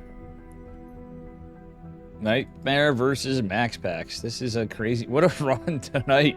The games have been really cool. I know there's a lot of really good players. There's a lot of friends I didn't get to catch again. Even Sad Sack. Not even Sad Sack. Sad Sack's a goated streamer, man, all right? He's an OG like me. I'm very proud of his taking a game off Gerald. Gerald, I'm sorry you didn't advance somewhere in there if you ever hear this. Gerald pops around from time to time. My man, my former teammate.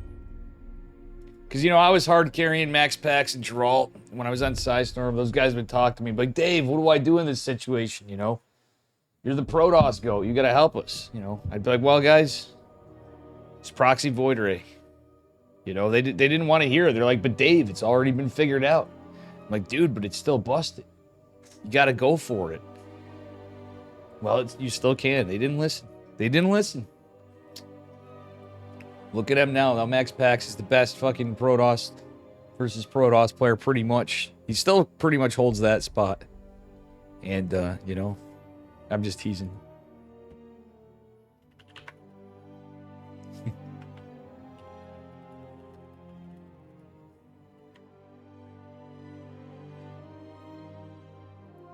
We got the Protoss GOAT here for the online world coming up, but we have Nightmare, who's been playing absolutely on fire. I think this is going to be an incredible finals. I know many of you might go, it's PvP. Well, guess what? I know I've been playing a lot of Terran. I'll be back in form after too. Maybe we'll see how this goes. I'm just pretty convinced we have a banger coming up. So bear with me as we wait for a lobby. They're getting vetoes in. They're probably taking a minute or two between. And that's that. I hope you guys are doing good. Hold on. I'm going to smoke them if you got them.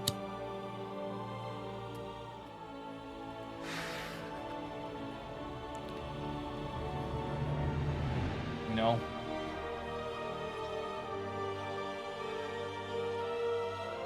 All right.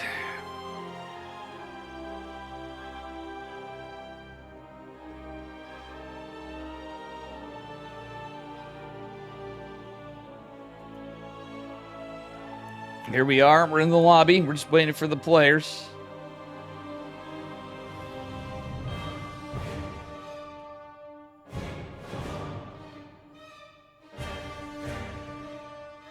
All right. Just waiting for these guys to get started, but we're in the lobby. We'll be getting things going in just a little bit.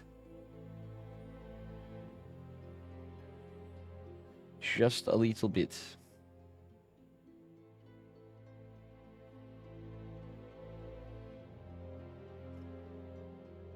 Boom, boom, boom, boom.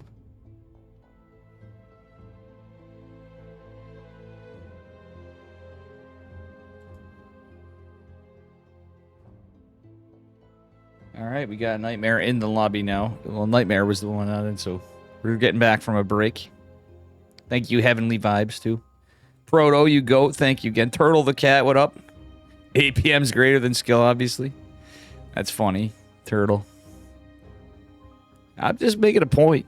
Facts be facts. The man be playing fast. It wasn't inferring anything with skill. Perhaps it is. Heavenly Vibes. Protoss is the future. And the future is now. It technically was for you because we're on a 2-minute delay. We haven't even started the game yet, so Protoss is the future. It's coming right up.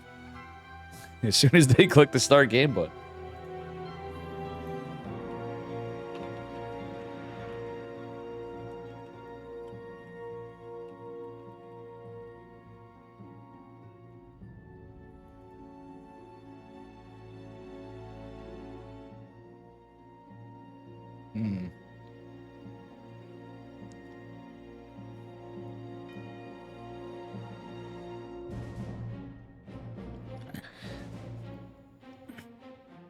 Does that smoke the green variety? No. It's, no, it's not. I'm trying to hide it a little bit because it's the last one. And when a few more people than normal come in to Dave's house on ESL days, they tend to pay attention to how much I'm smoking. Yeah, I shouldn't be smoking inside, but it's back. Not that I'd look down upon anybody's habits.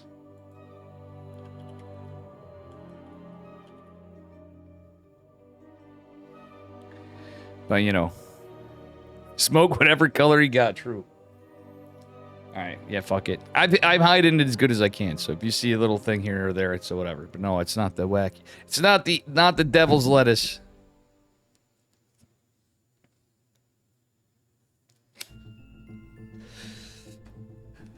Yeah, whatever. It's a vape. And the vape is actually incense, and I didn't inhale. I inhaled air.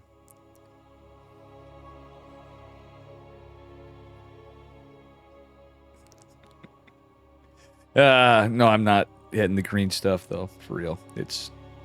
I would like to quit smoking cigarettes though, for real. It's pretty fucked. But I still do this inside and in 2024. All right, here we are, guys. Best of 5 grand finals. It's the finals of the, at least of this year, finals of the EPT Open Cup, Americas, and EPT Cups in general. Hopefully not the last in total. Anyway, here we are in the upper right-hand corner. In the blue Protoss probes, representing Psystorm Gaming. It is MaxPax. And his opponent in the bottom left, he's red. Give it up for Blood Gaming's Nightmare. You got 500 APM with Zerg? That's actually pretty sick, though. That's really fast.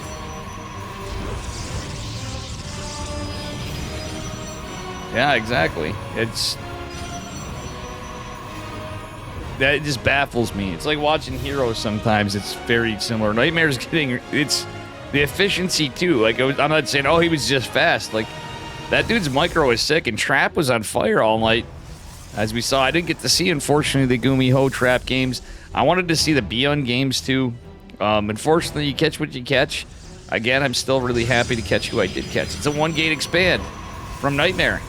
MaxPax with a 1-gate expand too a little later. This is crazy. Nightmare actually 1-gate expanded faster than Max Packs. It is map dependent, I'm sure, but this could be a cool one. It also could be Phoenix versus Phoenix for all we know. But ladies and gentlemen, it is what it is. All right, here we are.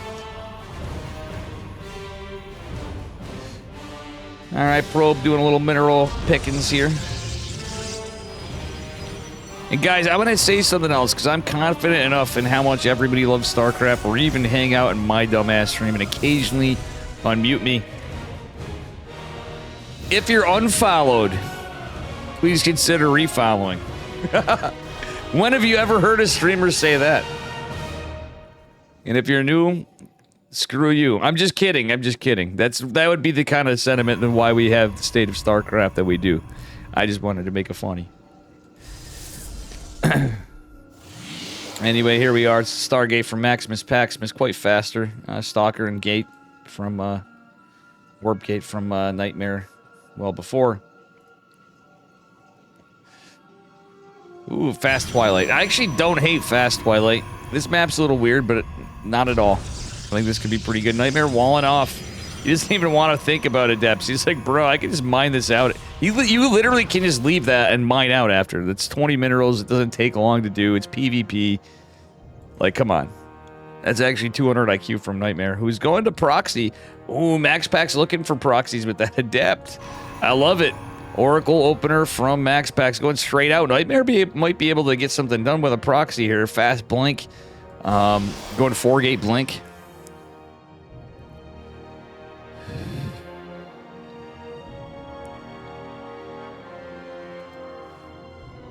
Probe will be scouted. Max Pex is so good at scouting, guys. Does he see it?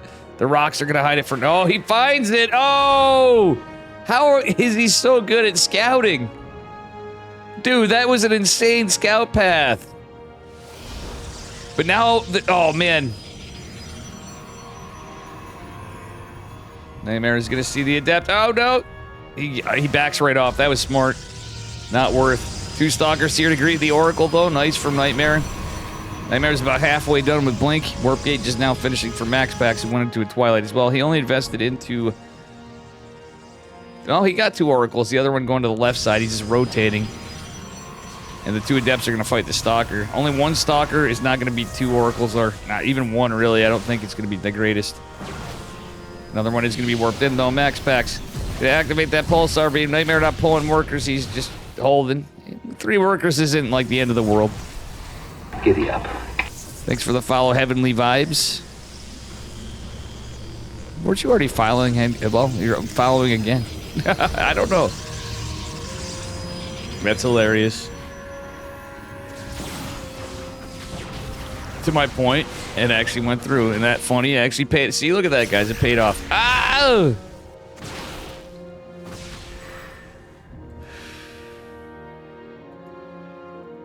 All right, I got the units tab up because we're built differently here. And anyway, Max Pack's going for a fairly early 3rd base. He's going to be economically fine.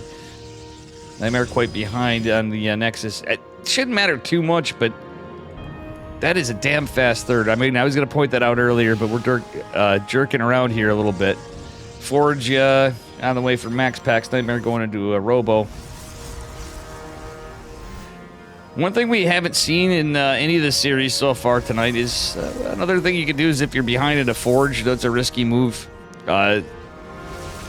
When Nina was playing StarCraft, all right, now that she's like full-on Stormgate, Nina and Trigger, another player that do it, amongst others, is Straya will sometimes double Forge when you're a little behind in upgrades and you just end up ahead.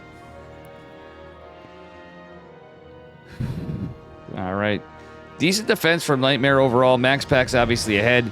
I said it wasn't going to be much, but guys, look at this. The few workers that went down for Nightmare. Let's take a look. 4 workers. Max Pack's is ahead 11 workers. This macro is insane. He managed to get his 3rd base up uncontested is a big part of it. And Nightmare looked like he was trying to be a little sneaky. Max Pack's is that good. Oh, sick micro from Max Pack's right there. He just blinks away like it's nothing. Nightmare does have that observer. It is going to help him take a few good shots. Getting some good damage. There's a shield battery here. Nightmare has the Warp Prism. He wants to go full send, has to be careful. And that is 6-gate warping. Third base is down, but it's almost like a fake third. He's going to lose the Warp Prism, though. Oh, or is he? I think, well, Nightmare maybe mitigated that a little bit. I could be talking out of my ass, but he's going to want to back off this. Battery overcharge is pretty good. If there was a Warp Prism reinforcing, maybe, but I don't think it's ever really that great of an idea when it's that close to take a fight into a battery overcharge is my point. There's a second battery even to help defend some more. And now the fight is looking a little closer to max pack. Some reinforcements coming in for Nightmare, and oof. Yeah, it looks to me like that's a very fake third base. Nightmare just is going to send it and end it, but I don't know if this is going to happen. +1's kicking in. Max Pax has Immortals in production as well. And this is rough. That Immortal is about 60% done. And we do have it chronoed out, so it's now about 80. Nightmare could blink in the main. Actually, he should just go for it.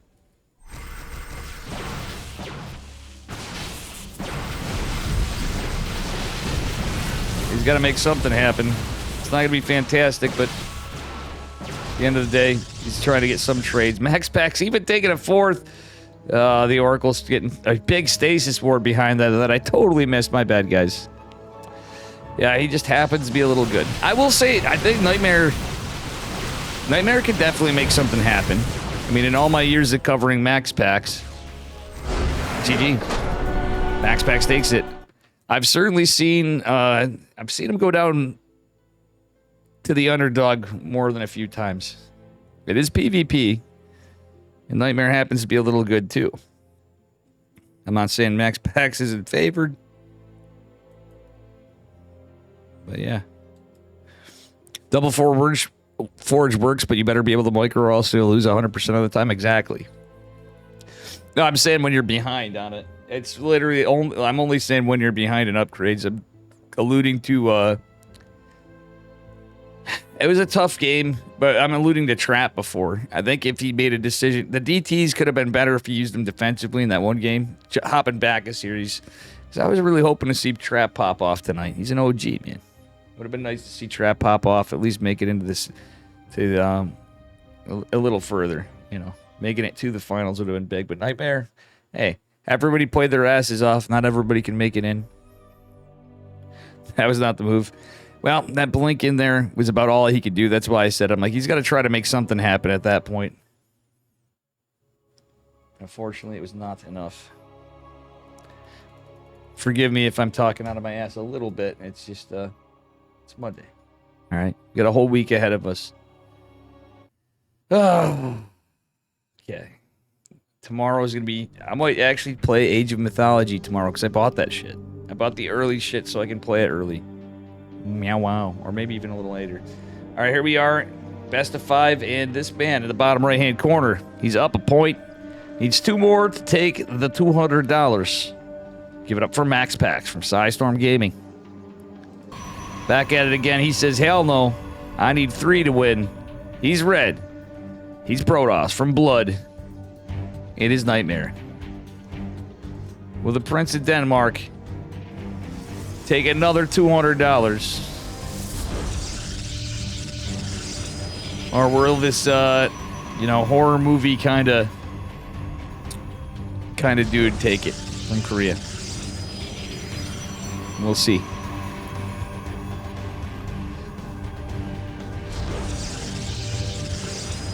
For real, Proto. I mean, like, seriously. Now, Max Pax has since improved, as Trigger's improved, the Nightmare's improved, and all of them. But I can tell you something. One Protoss player I never sleep on, where other people do, is Trigger. My boy, Mr. Yuna. Trigger has beaten Max Pax and Dave tested tournaments. When I used to host weeklies, I used to host fucking weeklies every week. Dave had a tournament of one form or another. Twitch chat used to fund them. I put money in myself. We all would do it. And the good old days. And I could tell you, Trigger's beating Max Pax. He was like the Max Pax Slayer. So with that being said, even with the skills increasing constantly with these guys, I would not put it past Nightmare to have a shot at taking it tonight. Even reverse sweeping. In fact, that's something we see often in the KSL. It's the Korean luck, man, on the EPTs, on the weeklies of any kind. I'd say it's all luck, but no, it's definitely some skill involved. Nightmare with just a metagame proxy pylon. I love that we're seeing that again. It's feeling a little more old school here. Could still get a proxy, but we'll see what happens. Nightmare looking around here. MaxPax does have a probe out. He's just going back home. 'Cause he's got the Adept. I think MaxPax confirmed the lack of pylon.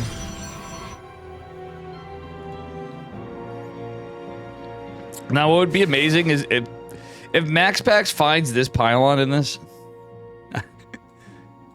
Yeah, he's looking for it. He's obviously not going to go right there. But his scouting is second to none. Empire Earth. That's a name I've not heard in a long time, Yeti. Look at this. This guy's always... I mean, Nightmare, to his credit, he's looking everywhere, too.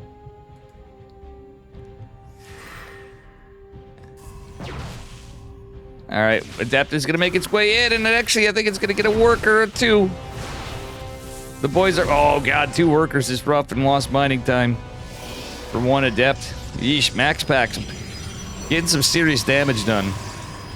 If there's ever a Protoss player to get damage done off a single Adept, there's 2 guys I'm thinking of. And that is MaxPax or Hero. But realistically, these days, I'm starting to second-guess myself even saying that. Nightmare going into Blink. We have our first Oracle coming out. MaxPax going right into Twilight with the second Oracle on the way. See, well, yeah, Nightmare's in pretty good defensive position. He's got 3 Stalkers at each spot. He's going to defend this perfectly, or should. I mean, MaxPax is pretty good, but with this kind of defense, I highly doubt it. Triggers in Korea. What up, Flapjack?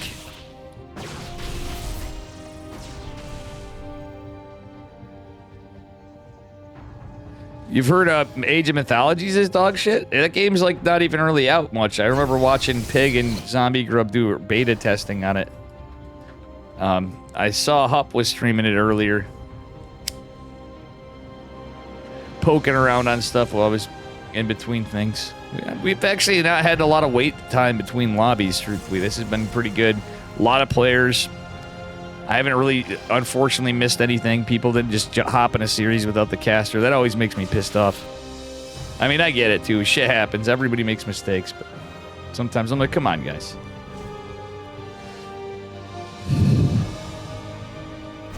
Total Annihilation, goated. Empire Earth, though. Yeah, he's bringing some good stuff. And, guys, Flapjack's making a video game. Speaking of Sergeant Sadsack, he's got Colossal Gulp, a Terran streamer from Berserker. Sergeant Sadsack, they're like the main characters, and you got some other goofy Twitch streamers like myself, you know. I'm saying like myself. I didn't say I'm in it.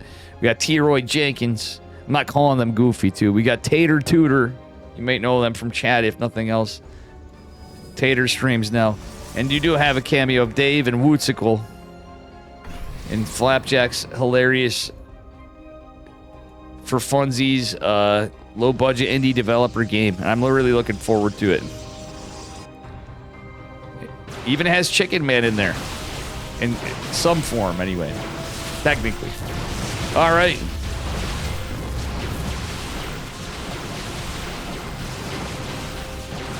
Well, the Blink Wars are here. I'm like, yeah, this is favored MaxPax, I'm thinking. But before I said anything, I wanted to see what the reinforcements were. Yeah, MaxPax is just taking a better fight here. He did have a little more, but the micro was just right on point. Nightmare was caught off guard because he's trying to defend against the Oracles with like nothing. He had, oh yeah, he had to pull boys. He lost 7 workers. They're both 3 bases though. Nightmare lost so many workers though, and he was just behind in his production. 12 workers, 13 workers isn't enough to send him back, and that's why Nightmare was trading less effectively, because he had to use some Stalkers to defend the 2 Oracles. MaxPax with a literal 3-prong attack. I know I didn't catch it all. It's pretty crazy. Oh, Starship Troopers RTS you're talking, Flapjack. Yeah. All right, anyway. Excuse me, guys. I'm getting tongue-tied thinking about all this. Observer coming out. Max Pack's going for a fourth bit. Jesus Christ. All this pressure, three-prong attacks, trading, whatever. Max Pack just casually saturates everything pretty well. Pumps out units and techs up while taking a fourth base in exactly 7 minutes. That's fucking insane. Max Pack's it. I'm sorry, guys, but this kid is on a whole nother level. I can not watch him for a bit and then go in and see him. And every time I'll see some shit that just... It blows my mind from what happened and how fucking good this kid is. Not saying Nightmare is not. Nightmare is insanely good. But Jesus Christ, that was insane.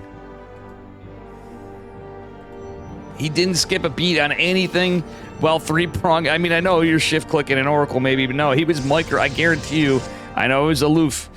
He was microing from 3 positions. Oh, the game's out? I didn't realize it's out. We're gonna have to play that on stream after. Flapjack Sad Sack took a game off Geralt tonight. Sorry to individually speak, guys. Well, we're in the middle of this. Max Pack's putting the heat on. Nightmare's at a huge disadvantage. Stasis Ward even here. Stalker's kind of clumped up and trapped behind the pylon. Oracle's coming into the main base. This is what I'm talking about. Max Pax is just being damn annoying. He's way ahead in army supply. He's relentless. He's keeping the heat on. And poor Nightmare just can't catch his breath. Max Pax even has that +1 advantage. Well, no, they both have +1, but he has charge even behind this observer goes down. That's one thing for Nightmare, but goddamn. Flapjack, please, if you want, link your game, link your trailer, whatever. I'd say link your game. We'll talk about that after, but while we're in here, as this game's going on, I had to look out for my buddy, but we're definitely going to play that after. Even though I've been watching it in dev, that's sick. 9 workers fallout for Nightmare. Oof, Nightmare did drop a 3rd base, but what cost? Max Pax did get a little, like, he's still macroing. He's going, what, to take a 5th base? Yes, of course he is, but he's forgetting his +2. Okay, never mind, he started his +2 right as I said that. I was like, you know, he did forget his +2. No, he's right on top of everything. And I do mean everything. As both these guys have +1. Again, there's no charge for Nightmare, and it's looking rough for Nightmare, guys. The new Nightmare is Max Pax. He's giving a guy named Nightmare nightmares after this PvP. With just such flawless execution of every moment of this game. Pretty much. It's not over yet, but I mean, I believe we are going to see it pretty soon. We have one last battery overcharge available for Nightmare, but Max Pack's even sneaking zealots into the side. Coco's 3rd battery overcharge, as Roddy would say. It's not going to be enough to fully hold. He's trying. It's technically in it, but really, if he knew Max Pax was dropping a 5th base, getting a Dark Shrine, getting another Forge, getting Immortals out, and has +2 on the way, it would be another story. Damn. This is actually just incredible micro. Nightmare's still a champ on this. In my eyes, he's playing it really well, but we're gonna see here soon. This army supply leads just too much. GG. Max Pax is gonna take it. Satsek almost put our boy Bully in the semis. He did. He did, Proto. But I'm proud of both those guys. Yeah.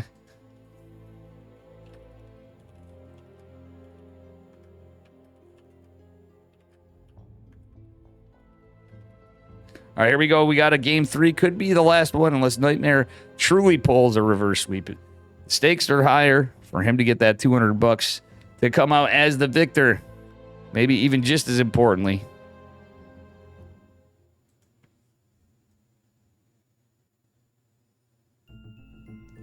I do have some shit to do tonight before bed too, but we'll see what happens. I'm rooting for a good time either way. Either way.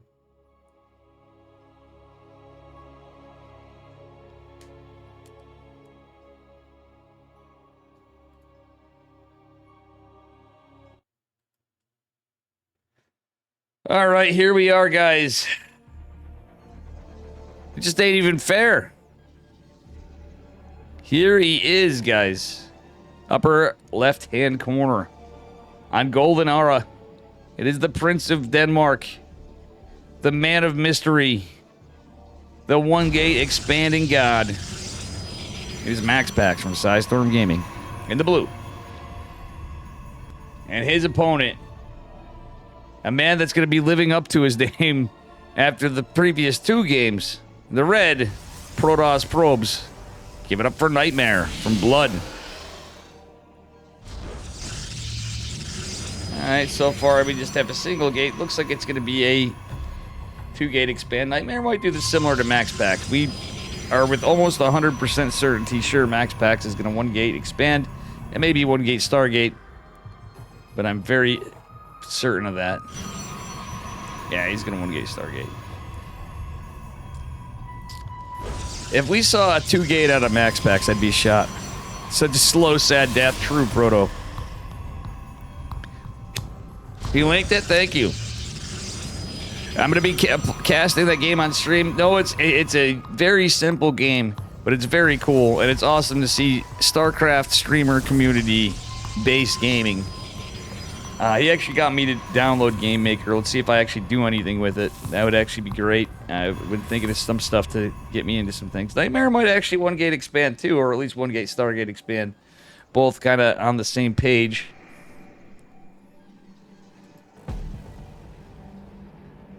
Alright, we'll see what happens. Alright, Max Pax being annoying in the middle line. Nightmare doing the same. Max Pax right on top of his probe, though. Zealot is out from Max Pax. He wants to make sure he doesn't get a pylon block. Nightmare just kind of camping out over here. Max Pax's probe is away. Both of them with their Zealot out. Both of them with the Stargate. Interesting. Max Pax just sent his probe home. Nightmare being a menace.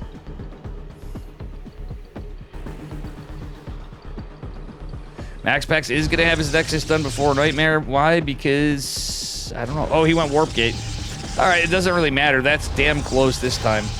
So, in a way, I kind of like Nightmare's spot better in this case. Simply, if nothing else, to the fact that, well...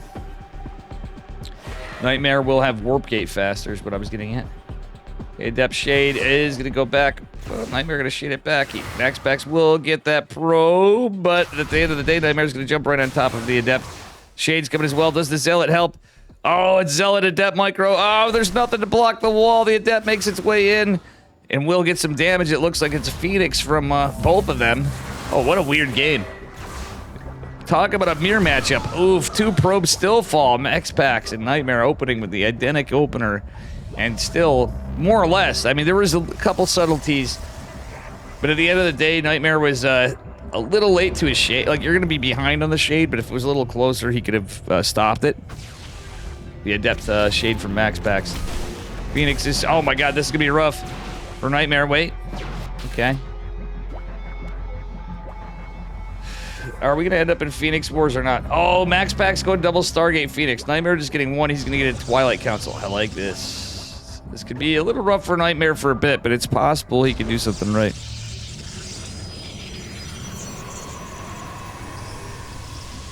Alrighty. This could be enough of a fake out from Nightmare. Phoenix will likely catch his Adept because Max Pax is crapped. Oh yeah, he's got a patrol pathing. This is like playing some campaign mission where you have to time this stuff just right, or like the Legend of Zelda or some shit.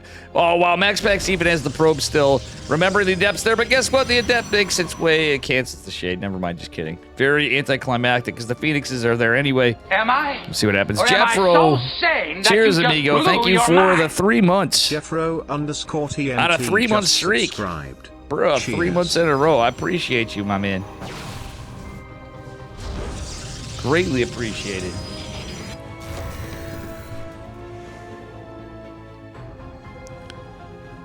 You heard you don't get any if you enter your social security number. Well, I missed some of this. Governor Gruff, how you doing? You're feeling lucky. We got Blink on the way for Nightmare. It's a risky move with map. Actually, this map's big enough where I wouldn't have hated Nightmare going like anywhere. Like, go to the upper right. Like, Max Pax hasn't been there. He's forced, Nightmare's forced all the attention to the left and dropped a proxy pylon elsewhere. Nightmare actually chiseling and canceling the pylon. Everything adds up. Phoenix is going to pop right on top of us, and that's a lot of fucking Phoenixes. 10. Stalkers are here or no, that doesn't matter. He's going to lose Stalkers, too. There's just too many Phoenixes. Nightmare's going to go try to get a few workers. It's going to be like pew-pew. As Phoenixes aren't being made anymore, but he got 8 workers. Link's almost done, but it couldn't come soon enough. Oh my god, how many Stalkers are dying? 4 Stalkers. Jesus Christ. This is painful to watch.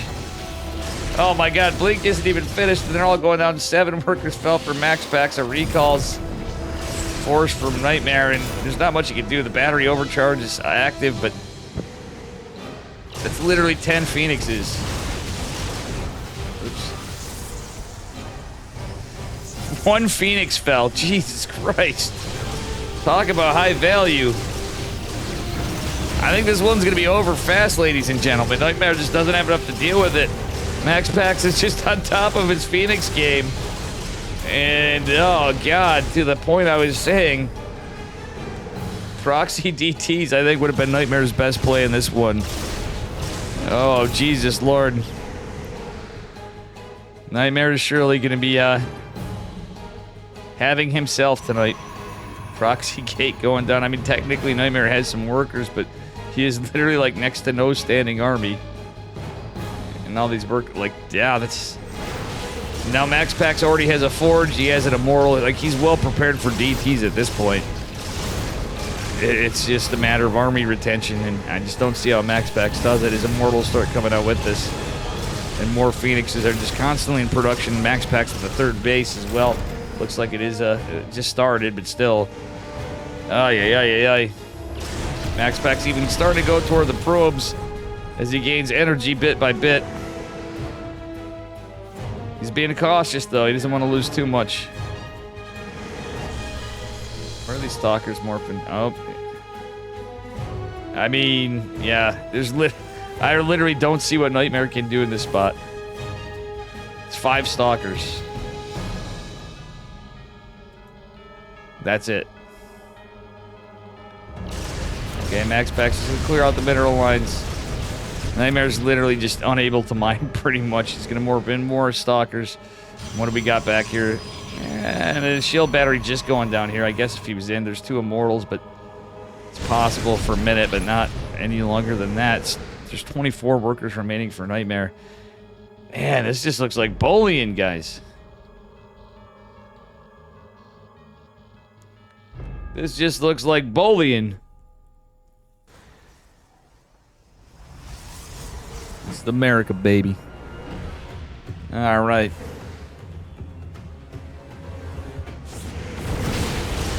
Does that mean Bully is the chief American tonight? He made it the furthest of all Americans in the EPT. By the way. Oh my god. It's just it. Max Pax takes it. It's over. And it ain't even close. All right, guys. I am going to lose my delay here in a minute. We're going to get on to Flapjack's... Flapjack's Gamerino.